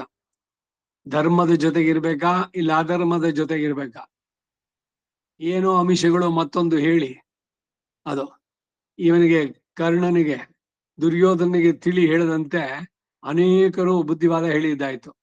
ಬಿಟ್ಬಿಡು ಬಾ, ಏನು ನಿನಗೇನು ಇಲ್ಲ, ದಾಸಿ ಪುತ್ರ ಸೂತಪುತ್ರ ಅಂತ ಅವಮಾನ ಆಗ್ಬೇಕಾದ್ರೆ ಅವನ ಅಂಗ ದೇಶಕ್ಕೆ ಅಧಿಪತಿ ಅಂತ ನಿನ್ನನ್ನ ಡಿಕ್ಲೇರ್ ಮಾಡ್ದ ದುರ್ಯೋಧನ. ಕಿರೀಟ ತಂದ್ಬಿಟ್ಟು ಒಂದು ಅವನ ಮೇಲೆ ಇಟ್ಟ. ಅವನು ನಮ್ಮಲ್ಲಿ ಸರೀಕರು, ಇಲ್ಲಿದ್ರೆ ಅವನಿಗೆ ದಾಸಿಪುತ್ರ ಅನ್ನುವಂಥದ್ದೇ ಸೂತಪುತ್ರ ಅಂತ. ರಥ ಓಡಿಸೋನು ಸೂತ, ಅವನ ಮಗ ಅತಿರಥನ ಮಗ, ಸಾಕು ಮಗ ಇವನು. ಹಾಗೆ ಸರಿ, ಕರ್ಣ ದುರ್ಯೋಧನ ಬಗ್ಗೆ ಸಿನ್ಸಿಯರ್ ಆಗಿ ಲಾಯಲ್ಟಿ ಇದ್ದದ್ದು ಒಳ್ಳೇದು. ಆದ್ರೆ ಸರಿಯಾದ ಮಿತ್ರನಾಗಿ ಅವನಿಗೆ ವಿವೇಕ ತಿಳಿಸಿ ಒಳ್ಳೆ ಮಾರ್ಗದಲ್ಲಿ ಬರ್ಬೇಕಾಗಿತ್ತು. ಆದ್ರೆ ಮಾಡಿದ್ದೆಲ್ಲ ದುರ್ಬೋಧನೆಗಳೇನೆ, ದುಷ್ಟ ಚತುಷ್ಟಯಗಳು ಅಂತ ಇವರು. ದುರ್ಯೋಧನ, ಕರ್ಣ, ದುಶ್ಯಾಸನ, ಶಕುನಿ, ಈ 4 ಜನ ಸೇರಿ ಎಲ್ಲ ಭೂಭಾರ ಕಡಿಮೆ ಮಾಡೋದಕ್ಕೆ ಕಾರಣವಾದವರು. ಯಾವ ಅನೀತಿ ಅಧರ್ಮ ಯಾರ್ಯಾರಲ್ಲಿ ಇದೆಯೋ ಅವರೆಲ್ಲ ಬಂದು ಇವರಲ್ಲಿ ಸೇರಿದ್ರು. Birds of the same feather flock together ಅಂತ. ಎಲ್ಲ ನಾಶವಾದ್ರು ಕಡೆಗೆ. ಒಂದೇನ್ ಮಾಡ್ದ ಇವಾಗ ಕೃಷ್ಣ, ಅಯ್ಯೋ ಕರ್ಣ ಭೀಷ್ಮನ ಜೊತೆ ಮಾತಾಡ್ಬೇಕಾದ್ರೆ ಎಲ್ಲ ಭಗವಂತನ ಸಂಕಲ್ಪ ಅಂತ. ಈ ಭಗವಂತನ ಸಂಕಲ್ಪ ಅನ್ನೋದು ಹೇಗಿದೆ ಅಂತಂದ್ರೆ, ಈ ಒಬ್ಬ ಹೆಂಡ ಕುಡಿತಾ ಇದ್ದಾನಲ್ಲ, ಅವನು ಹೇಳ್ದಂಗೆ ನಾಳೆ ದಿವಸ ಇನ್ನೂ ಹೆಚ್ಚಿಗೆ ಕುಡಿದು ನಾನು ಯಾವ್ದೋ ಚರಂಡಿನಲ್ಲಿ ಬೀಳೋದು ಭಗವಂತನ ಸಂಕಲ್ಪ ಆದ್ರೆ ಅದನ್ನ ಬದಲಾಯಿಸೋಕಾಗತ್ತೆ ಅಂತ. ಪ್ರತಿ ಒಬ್ಬರಿಗೂ ಭಗವಂತ ಚಾನ್ಸ್ ಕೊಡ್ತಾರೆ, ಕರೆಕ್ಟ್ ಮಾಡ್ಕೊಂಡು ಒಳ್ಳೆಯ ಮಾರ್ಗಕ್ಕೆ ಬನ್ನಿ ಅಂತ. ಆದ್ರೆ ಯಾವುದೋ ಅಮಿಷ ಏನೋ ಒಂದಿದ್ದು ಒಟ್ಟಿನಲ್ಲಿ ಅಧರ್ಮದ ಜೊತೆಗೆ ಸೇರಿದ್ರೆ ನಾಶ ಖಂಡಿತ, ಕಟ್ಟಿಟ್ಟ ಬುತ್ತಿ. ಇದ್ರ ಬಗ್ಗೆ ಹಿಂದೆನೂ ಕೂಡ ಅಷ್ಟೇ, ಇನ್ನು ಬೇರೆ ಪುರಾಣದ ಉಲ್ಲೇಖದಲ್ಲಿ ಬಂದಿದ್ದು. ಸಹಸ್ರ ಕವಚ ಅಂತ ಒಬ್ಬ ರಾಕ್ಷಸ, ಅವನು ತಪಸ್ಸು ಮಾಡಿ ವಿಶೇಷವಾದ ವರಗಳನ್ನು ಪಡೆದಿದ್ದ. ಸಾವೇ ಬೇಡ ಅಂದ, ಸಾವು ಇಲ್ಲದೆ ಇರ್ಲಿಕ್ಕಾಗಲ್ಲ, ಹುಟ್ಟಿದವರೆಲ್ಲ ಸಾಯ್ಲೇಬೇಕು, ಅದ್ ಸಾಧ್ಯ ಇಲ್ಲ ಅಂದ. ಹಾಗಾದ್ರೆ ಯಾವಾಗ್ಲೂ ಜಪ ಮಾಡ್ತಿರೋಂಥವರಿಂದ ನನಗೆ ಸಾವು ಉಂಟಾಗ್ಲಿ ಅಂತ ಕೇಳ್ದ. ಆ ಕಾರಣದಿಂದ ಭಾಗವತದಲ್ಲಿ ನರನಾರಾಯಣ ಅವತಾರ ಭಗವಂತಂದು, ಅವಂದು 2 ಅಂಶ, ಒಬ್ಬ ನರ ಇನ್ನೊಬ್ಬ ನಾರಾಯಣ.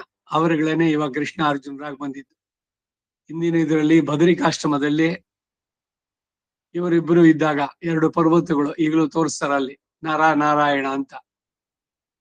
ಒಬ್ಬ ತಪಸ್ಸು ಮಾಡ್ತಿದ್ದಾಗ ಇನ್ನೊಬ್ಬ ಬಂದು ಇವನು ಯುದ್ಧ ಮಾಡಿ ಇವನ ಒಂದು ಕವಚವನ್ನ ಹೊಡಿತಾನೆ, ಕವಚವನ್ನ. ಹಾಗೆ 999 ಕವಚಗಳನ್ನ ಅವರು ಪರಿಹಾರ ಮಾಡಿದ್ರು.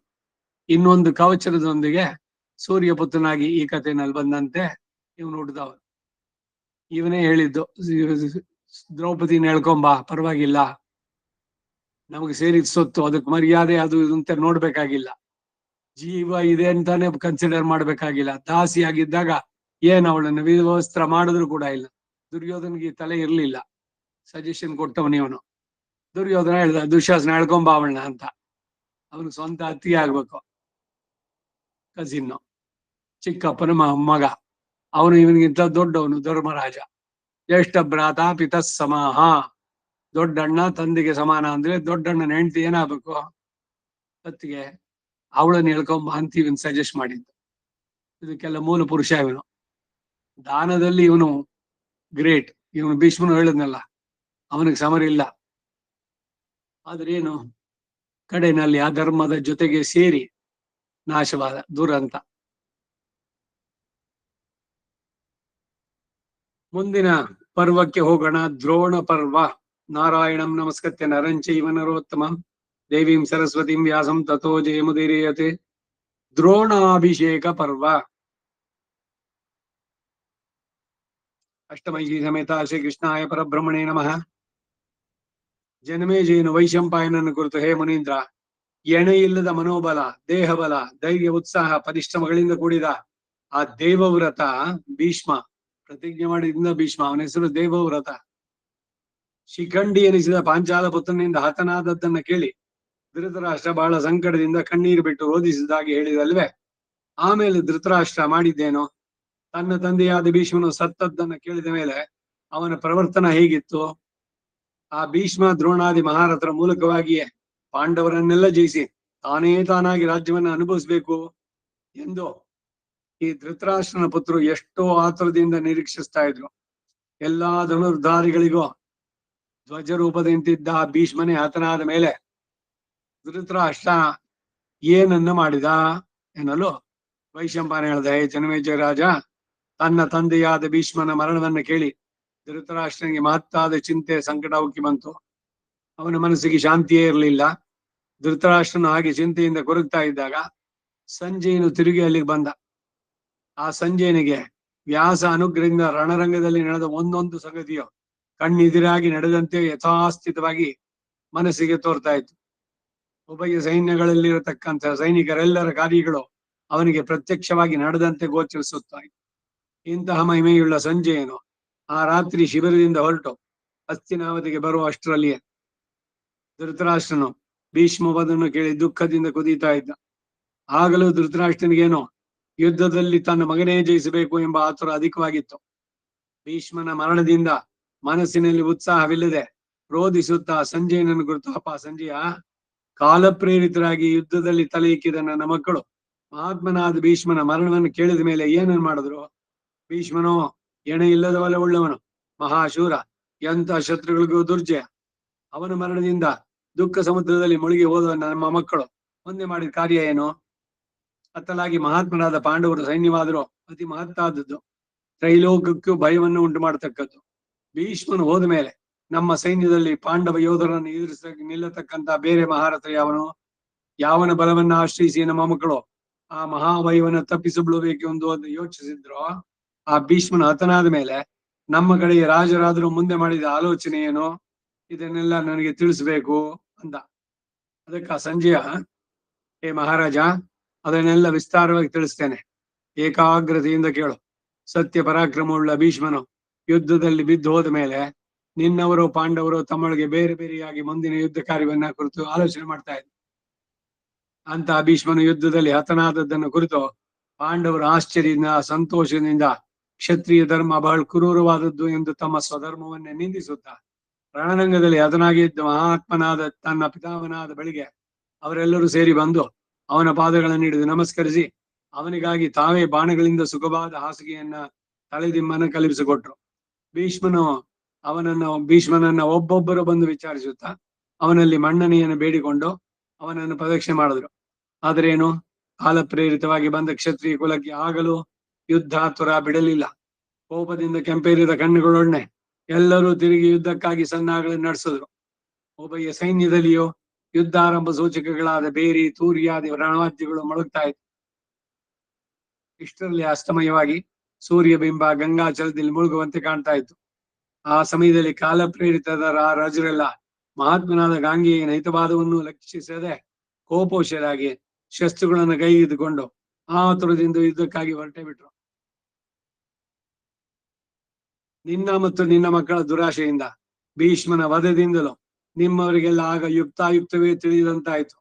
ತಮ್ಮ ಕಡೆ ಎಲ್ಲ ರಾಜರೊಡನೆ ತಾವು ಸಾವಿಗಾಗಿ ಮೃತ್ಯುವಿನಿಂದ ಸೆಳೆಯಲ್ಪಟ್ಟಂತೆ ರಣರಂಗಕ್ಕೆ ಬಂದರು. ಕಾವಲಿಲ್ಲದ ಆಡು ಕುರಿಗಳ ಮಂದೆಗಳು ಕ್ರೂರ ಮುಖಗಳಿಂದ ತುಂಬಿದ ಮಹಾರಣ್ಯಕ್ಕೆ ತಲೆ ಇಕ್ಕುವಂತೆ ಎಲ್ಲರೂ ರಣರಂಗಕ್ಕೆ ನುಗ್ಗಿದ್ರು. ತಮಗೆ ಭೀಷ್ಮನ ಬಲ ತಪ್ಪಿದು ಎಂಬ ಭಯದಿಂದ ಅಲ್ಲಿ ಹತಶೇಷರಾದ ಕೆಲವು ಸೈನಿಕರು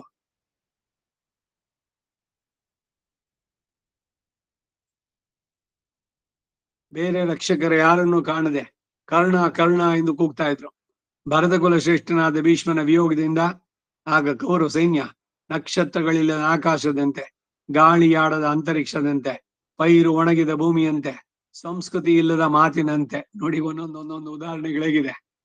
ಸಂಸ್ಕೃತಿ ಇಲ್ಲದ ಮಾತಿನಂತೆ, ಬಲಿ ಚಕ್ರವರ್ತಿ ಹತನಾದ ಮೇಲೆ ದೈತ್ಯ ಸೇನೆಯಂತೆ, ಗಂಡನನ್ನು ಕಳೆದುಕೊಂಡ ಉತ್ತಮ ಸ್ತ್ರೀಯಂತೆ, ನೀರೊಣಗಿದ ನದಿಯಂತೆಯೂ ಕಳೆಗೆಟ್ಟು ತೋಳಗಳ ಗುಂಪಿನಲ್ಲಿ ಸಿಕ್ಕಿಬಿದ್ದ ಜಿಂಕೆ ಮರಿಯಂತಾಯಿತು.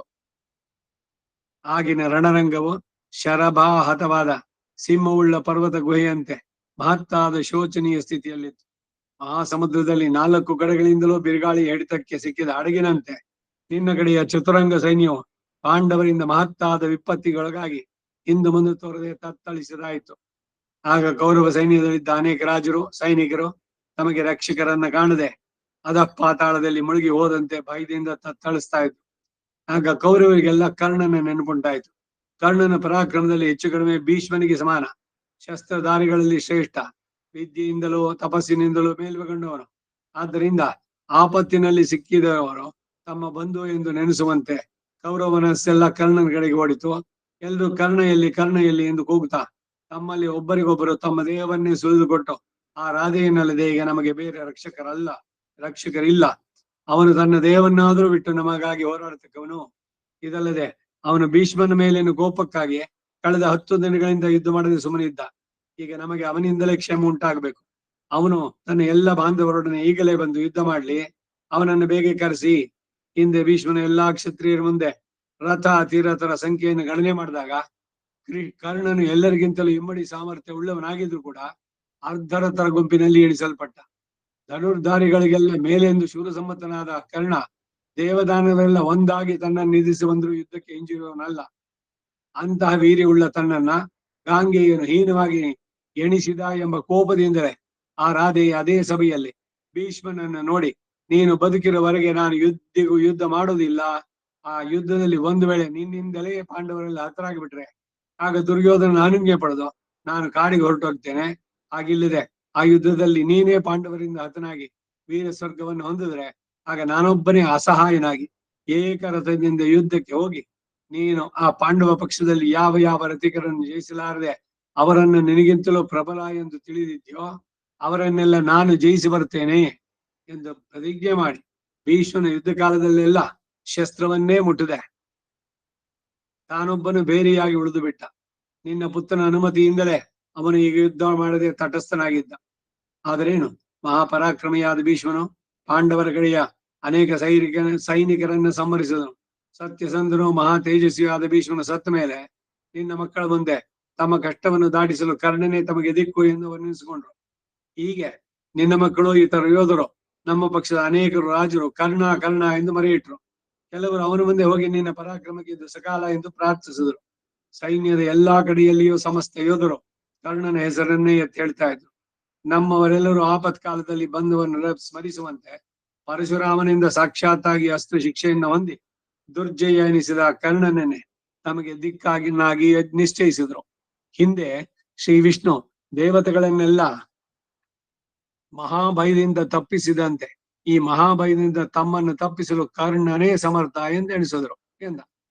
ಸಂಜಯನು ಹೀಗೆ ನಮ್ಮ ಕಡೆಯವರಿಗೆ ಕರ್ಣನ ಪರಾಕ್ರಮದಲ್ಲಿದ್ದ ನಂಬಿಕೆಯನ್ನು ಬಾರಿ ಬಾರಿಗೂ ಒತ್ತಿ ಹೇಳ್ತಾ ಇರಲು ಧೃತರಾಷ್ಟ್ರ ಮಹಾ ಸಂಕಟದಿಂದ ಆವಿನಂತೆ ನಿಟ್ಟಿಸಿರು ಬಿಡುತ್ತಾ, ಹೇ ಸಂಜಯ, ನಮ್ಮವರೆಲ್ಲರೂ ಆ ಕರ್ಣನಲ್ಲಿ ನಂಬಿಕೆ ಇಟ್ಟದ್ದೇನೋ ಸರಿ, ಆ ರಾಧೇನಾದ್ರೂ ನಮ್ಮವರನ್ನ ಆಗಿನ ಕಷ್ಟದಿಂದ ಬಿಡಿಸಿ ಕಾಪಾಡಿದೇನೋ?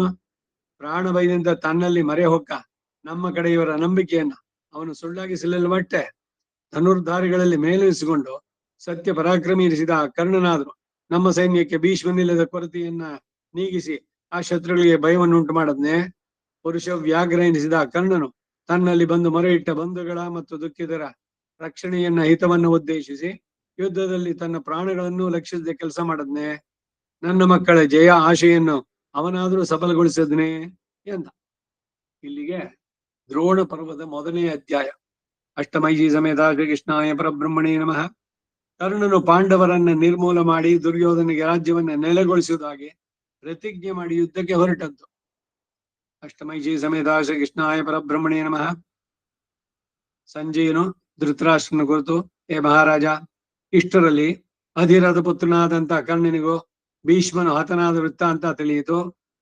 ಮಹಾಸಮುದ್ರದಲ್ಲಿ ಹಡಗು ಮುರಿದಂತೆ ಕೌರವ ಸೈನ್ಯಕ್ಕೆಲ್ಲ ರಕ್ಷಕನಾದ ಭೀಷ್ಮನ ಬಿದ್ದು ಹೋದದ್ದನ್ನ ಕೇಳಿ ಕರ್ಣನು ಬಂಧು ಮರಣದಿಂದ ಹೇಗೋ ಹಾಗೆ ವ್ಯಸನಪಟ್ಟ.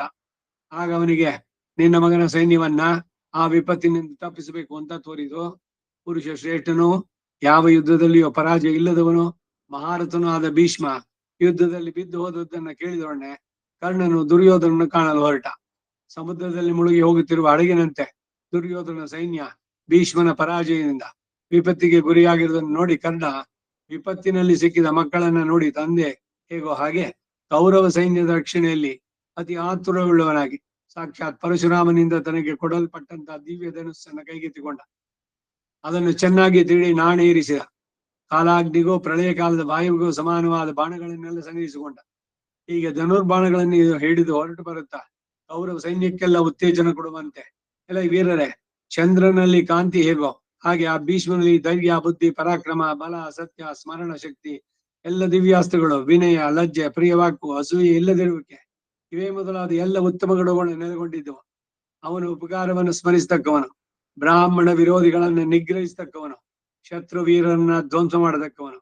ಅಂತಹ ಮಹಾಮಹಿಯುಳ್ಳ ಭೀಷ್ಮನೇ ಹತನಾದ ಇಂದ ಮೇಲೆ ನಮ್ಮ ಕಡೆ ಇತರ ವೀರರೆಲ್ಲ ಹತರಾದರಿಂದೇ ನನಗೆ ತೋರ್ತಾ ಇದೆ. ಕರ್ಮಗಳು ಅನಿತ್ಯ ಫಲವನ್ನೇ ಕೊಡ್ತಕ್ಕವು. ಲೋಕದಲ್ಲಿ ಯಾವುದೊಂದು ಸ್ಥಿರ ಇಲ್ಲ. ದೃಢ ಬ್ರಹ್ಮಚರ್ಯವುಳ್ಳ ಅಂತ ಮಹಾತ್ಮನೇ ಹತನಾದ ಮೇಲೆ ತಾನು ನಾಳಿದ ಸೂರ್ಯೋದಯವನ್ನ ನಿಸ್ಸಂದೇಹವಾಗಿ ನೋಡಬಹುದು ಎಂಬ ನಿಶ್ಚಯವನ್ನು ಯಾವ ತಾನೇ ಇಟ್ಕೊಳ್ಳೋಕೆ ಸಾಧ್ಯ? ಆ ಭೀಷ್ಮನು ವಸುಗಳಂತೆ ಮಹಾಮಹಿಮೆಯುಳ್ಳವನು, ವಸುವಿನ ವೀರ್ಯದಿಂದಲೇ ಹುಟ್ಟಿದವನು. ಅವನು ತಿರುಗಿ ವಸುಗಳಲ್ಲಿ ಹೋಗಿ ಸೇರ್ತಕ್ಕವನು. ಅವನೇ ಹತನಾದ.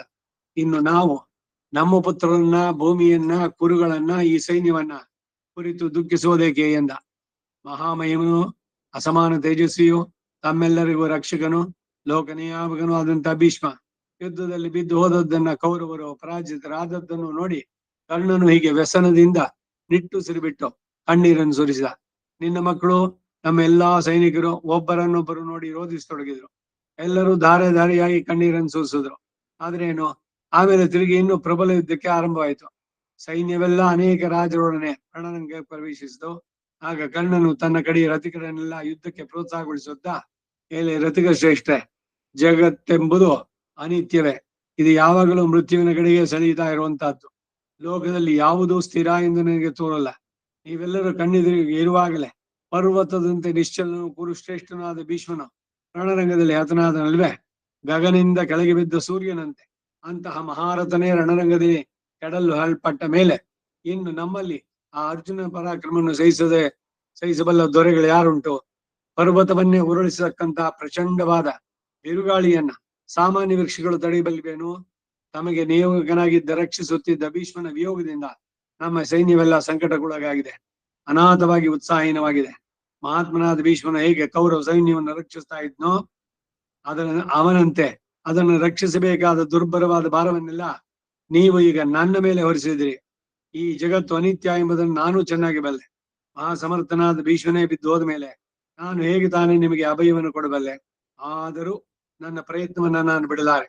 ನನ್ನ ತೀವ್ರ ಬಾಣಗಳಿಂದ ಪಾಂಡವರ ಕಡೆಯವರನ್ನ ನನ್ನಿಂದ ಆದ ಮಟ್ಟಿಗೆ ಯಮಪರಿಗೆ ಸಾಗಿಸಿ ಲೋಕಕ್ಕೆಲ್ಲ ಉತ್ತಮವಾದ ಕೀರ್ತಿಯನ್ನು ಪ್ರಕಟಿಸಿ ದುರ್ಜಯ ಎನಿಸಿಕೊಳ್ಳುತ್ತೇನೆ. ಹಾಗಿಲ್ಲವೇ ಶತ್ರುಗಳಿಂದ ನಾನೇ ಹತನಾಗಿ ರಣರಂಗದಲ್ಲಿ ಮಲಗ್ತೇನೆ. ನಮ್ಮ ಪ್ರತಿಕಕ್ಷಿಗಳಾದ ಪಾಂಡವರಾದರೂ ಸಾಮಾನ್ಯರಲ್ಲ.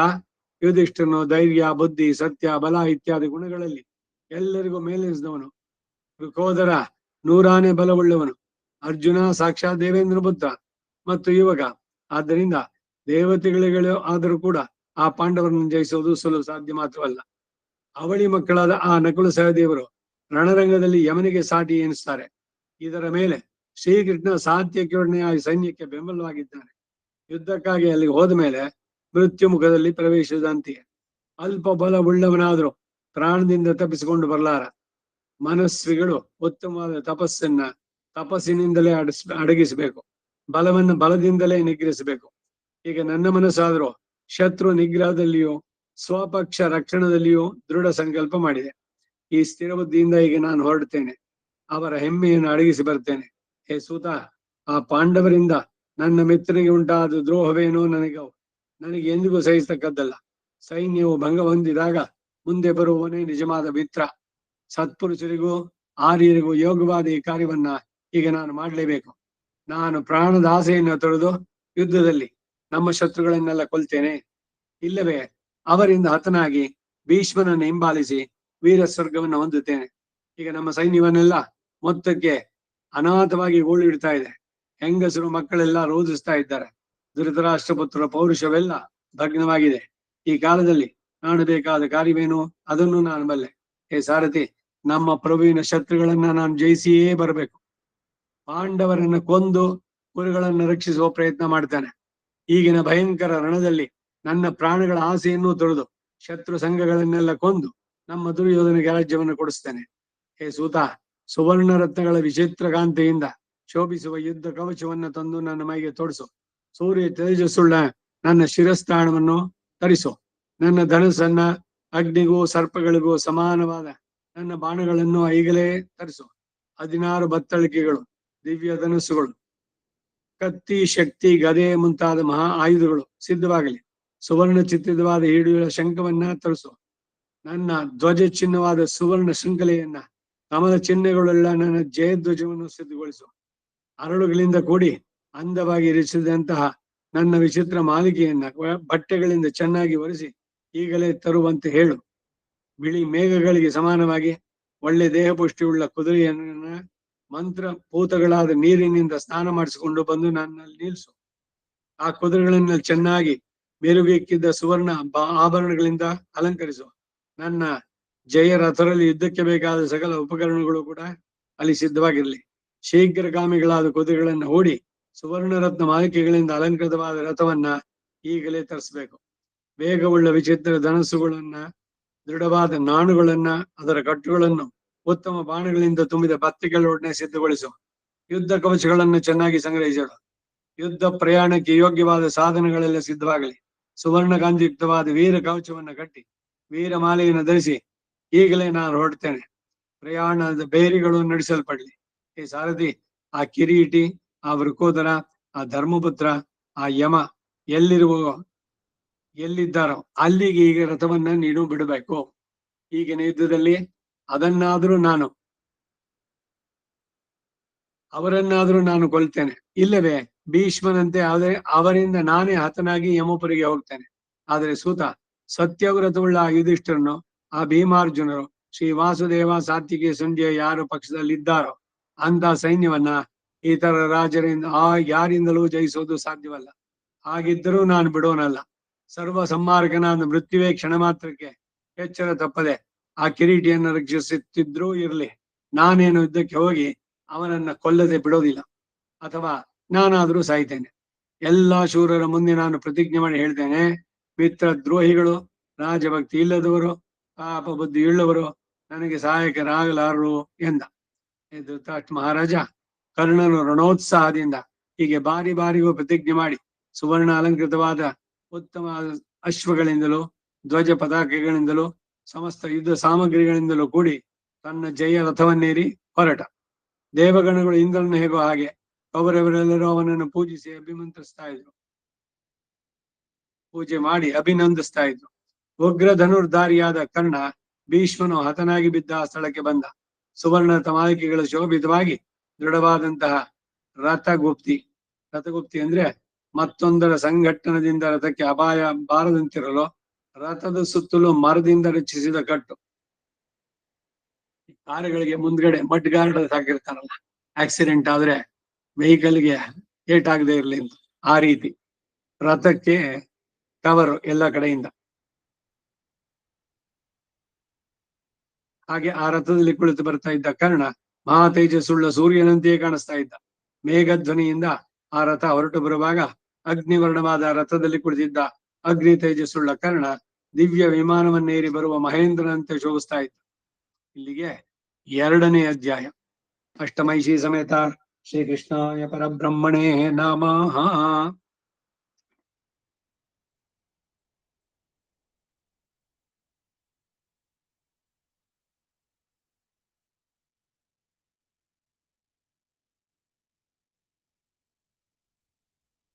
123 ಅಲ್ಲ, ದ್ರೋಣ ಪರ್ವದಲ್ಲಿ 3ನೇ ಅಧ್ಯಾಯ ಅದಾಯ್ತಲ್ಲ.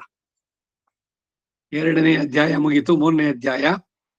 ಕರ್ಣ ಭೀಷ್ಮನಿದ್ದಲ್ಲಿಗೆ ಬಂದು ಈಗ ಯುದ್ಧಕ್ಕೆ ತನಗೆ ಅನುಜ್ಞೆಯನ್ನು ಬೇಡಿದ್ದು. ಧೃತರಾಷ್ಟ್ರ ಮಹಾರಾಜ, ಅತ್ತಲಾಗಿ ಮಹಾತ್ಮನಾದ ಭೀಷ್ಮನು ಶರತಲ್ಪದ ಮೇಲೆ ಬಿರುಗಾಳಿಯ ವೇಗದಿಂದ ಶೋಷಿತವಾದ ಮಹಾ ಸಮುದ್ರದಂತೆ ಮಲಗಿದ್ದ. ಕುರುಕುಲಕ್ಕೆಲ್ಲ ಗುರು ಎನಿಸಿಕೊಂಡ ಆ ಪಿತಾಮಹನು ಅದುವರೆಗೆ ಅನೇಕ ಕ್ಷತ್ರಿಯರನ್ನ ಕೊನೆಗಾಣಿಸಿ ಕೊನೆಗೆ ಅರ್ಜುನನ ದಿವ್ಯಾಸ್ತ್ರಗಳಿಂದ ಕೆಡಲ್ಪಟ್ಟು ಬಿದ್ದಿದ್ದ. ಮಹಾರಾಜ, ಅವನೊಡನೆ ನಿನ್ನ ಮಕ್ಕಳಿಗಿದ್ದ ಜಯಾಸಿ ಎಲ್ಲವೂ ಭಗ್ನವಾಯಿತು.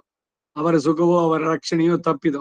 ಮಹಾಸಮುದ್ರದ ನಡುವೆ ನಿರಾಶ್ರಯರಾಗಿದ್ದವರಿಗೆ ದ್ವೀಪವು ಸಿಕ್ಕಿದಂತೆ ನಿನ್ನ ಮಕ್ಕಳಿಗೆಲ್ಲ ಆಶ್ರಯನಾಗಿದ್ದ ಭೀಷ್ಮನು ಹತನಾದ್ದರಿಂದ ನಿನ್ನ ಮಕ್ಕಳ ಆಶೋತ್ತರ ಎಲ್ಲ ಭಗ್ನವಾಯಿತು. ಯಮುನಾ ಪ್ರವಾಹದಂತೆ ಬಾಣ ಪ್ರವಾಹಗಳು ಅವನ ಮೈಯನ್ನೆಲ್ಲ ಆವರಿಸಿರುವವು. ದೊಡ್ಡ ಮೈನಾಕ ಪರ್ವತವು ಮುರಿದು ಬಿದ್ದಂತೆ ಆಕಾಶದಿಂದ ಬಿದ್ದ ಸೂರ್ಯನಂತೆಯೋ, ಇಂದ್ರನ ಕೈಯಿಂದ ಅಪಹೃತವಾದ ಅಮೃತದಂತೆಯೋ, ವೃತ್ತನಿಂದ ಪರಾಜಿತನಾದ ಶತಕ್ರತುವಿನಂತೆಯೋ ಆ ಭೀಷ್ಮ ಕೌರವ ಸೈನ್ಯವೆಲ್ಲ ಮೋಹಾಕುಲವಾಗುವಂತೆ ರಣರಂಗದಲ್ಲಿ ಕೆಡಹಲ್ಪಟ್ಟ. ಎಲ್ಲಾ ಕೌರವ ಸೈನ್ಯಗಳಿಗೂ ಶಿಖರದಂತೆ ಎಲ್ಲಾ ಧನುರ್ಧಾರಿಗಳಿಗೂ ತಿಲಗದಂತೆ ಇರುವ ಆ ನಿನ್ನ ತಂದೆಯು ಅರ್ಜುನನ ಬಾಣಪಂಜರದಲ್ಲಿ ಮಲಗಿದ್ದಾನೆ. ಹೀಗೆ ವೀರಶೈನಲ್ಲಿ ಮಲಗಿದ್ದ ಆ ಭೀಷ್ಮನನ್ನು ನೋಡಿ ಕರ್ಣನು ತಟ್ಟನೆ ತನ್ನ ರಥದಿಂದ ಕೆಳಗಿಳಿದು ದುಃಖ ಮೋಹಗಳಿಂದ ದಿಕ್ಕು ಗೆಟ್ಟಂತವನಾಗಿ ಕಣ್ಣುಗಳಿಂದ ನೀರನ್ನು ಸುರಿಸುತ್ತಾ ಆ ಭೀಷ್ಮನ ಪಾದಗಳಲ್ಲಿ ಬಿದ್ದು ನಮಸ್ಕರಿಸಿದ. ಆಮೇಲೆ ಎದ್ದು ನಿಂತು ಕೈ ಜೋಡಿಸಿ, ಪಿತಾಮಹ, ನಾನು ಕರ್ಣ, ನಿನಗೆ ಮಂಗಳವಾಗಲಿ. ಪುಣ್ಯಕರಗಳಾದ ನಿನ್ನ 1-2 ಮಾತುಗಳಿಂದ ನನ್ನನ್ನು ಆಪ್ಯಾಯನಗೊಳಿಸು. ನಿನ್ನ ಅನುಗ್ರಹ ದೃಷ್ಟಿಯಿಂದ ನನ್ನನ್ನು ನೋಡು.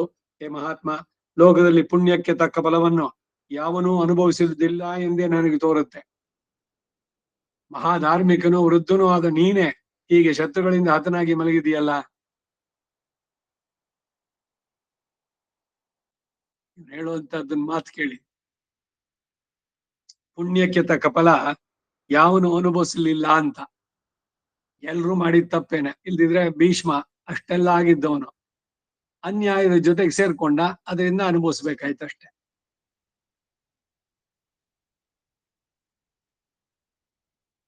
ಮಹಾಧಾರ್ಮಿಕನು ವೃದ್ಧನೂ ಆದ ನೀನೇ ಹೀಗೆ ಶತ್ರುಗಳಿಂದ ಹತನಾಗಿ ಮಲಗಿದ್ದೀಯಲ್ಲ. ಮಂತ್ರಾಲೋಚನೆಯಲ್ಲಿ ಭಂಡಾರವನ್ನು ಹೆಚ್ಚಿಸೋದ್ರಲ್ಲಿ ಸೇನಾವ್ಯೂಹವನ್ನು ರಚಿಸುವುದರಲ್ಲಿ, ಶಸ್ತ್ರವಿದ್ಯೆಯಲ್ಲಿ ನಿನಗೆ ಸಮಾನನಾದ ಬೇರೊಬ್ಬ ರಾಜ ನಾನು ಇದುವರೆಗೆ ಕಾಣ್ಲಿಲ್ಲ. ನೀನು ನಿಷ್ಕಲ್ಮಶವಾದ ಬುದ್ಧಿಯಿಂದ ಕೌರವ ಯೋಧರನ್ನೆಲ್ಲ ಮಹಾಭಯದಿಂದ ದಾಡಿಸ್ತಕ್ಕನಾಗಿದ್ದು, ಈಗ ತೆಪ್ಪವಿಲ್ಲದ ಅಪಾರವಾದ ನಡು ಸಮುದ್ರದಲ್ಲಿ ಬಿಟ್ಟು ಹೋದಂತೆ ಅವರನ್ನ ಕೈ ಬಿಟ್ಟು ಪಿತೃಲೋಕಕ್ಕೆ ಹೋಗ್ತಾ ಇದ್ದೀಯ. ಸಮುದ್ರದ ನಡುವೆ ಕೈ ಬಿಟ್ಟಂತೆ ಅಂತ ಈ ಒಂದು ಉದಾಹರಣೆ ಹೇಳ್ತಾರೆ. ಈಗ ಯುವಕ ಯುವತಿಯನ್ನು ಮದುವೆ ಆಗಿದ್ದಾನೆ, ಬಹಳವಾಗಿ ಪ್ರೀತಿಸ್ತಾನೆ.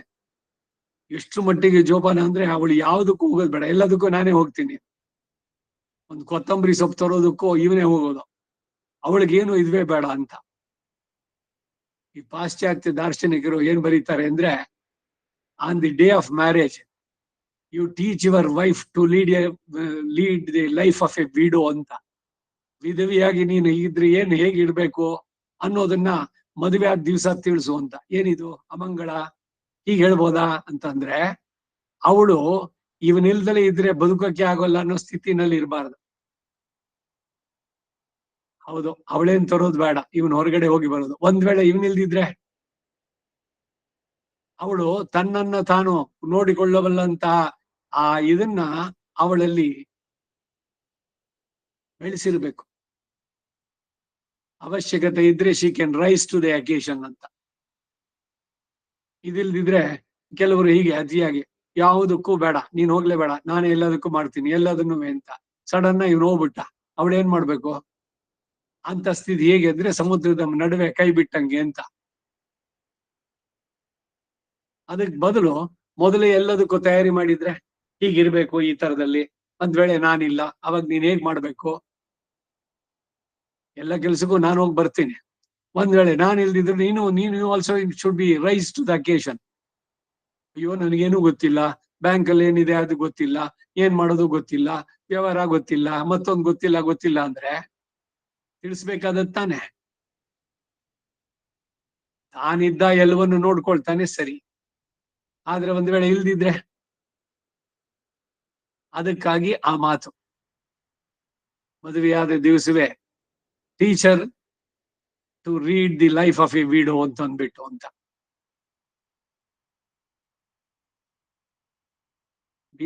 ಭೀಷ್ಮ ಹಾಗೇನ್ ಮಾಡಿಲ್ಲ, ಮೊದಲಿಂದ ವಿವೇಕ ಎಲ್ಲ ಹೇಳಿದ್ದು.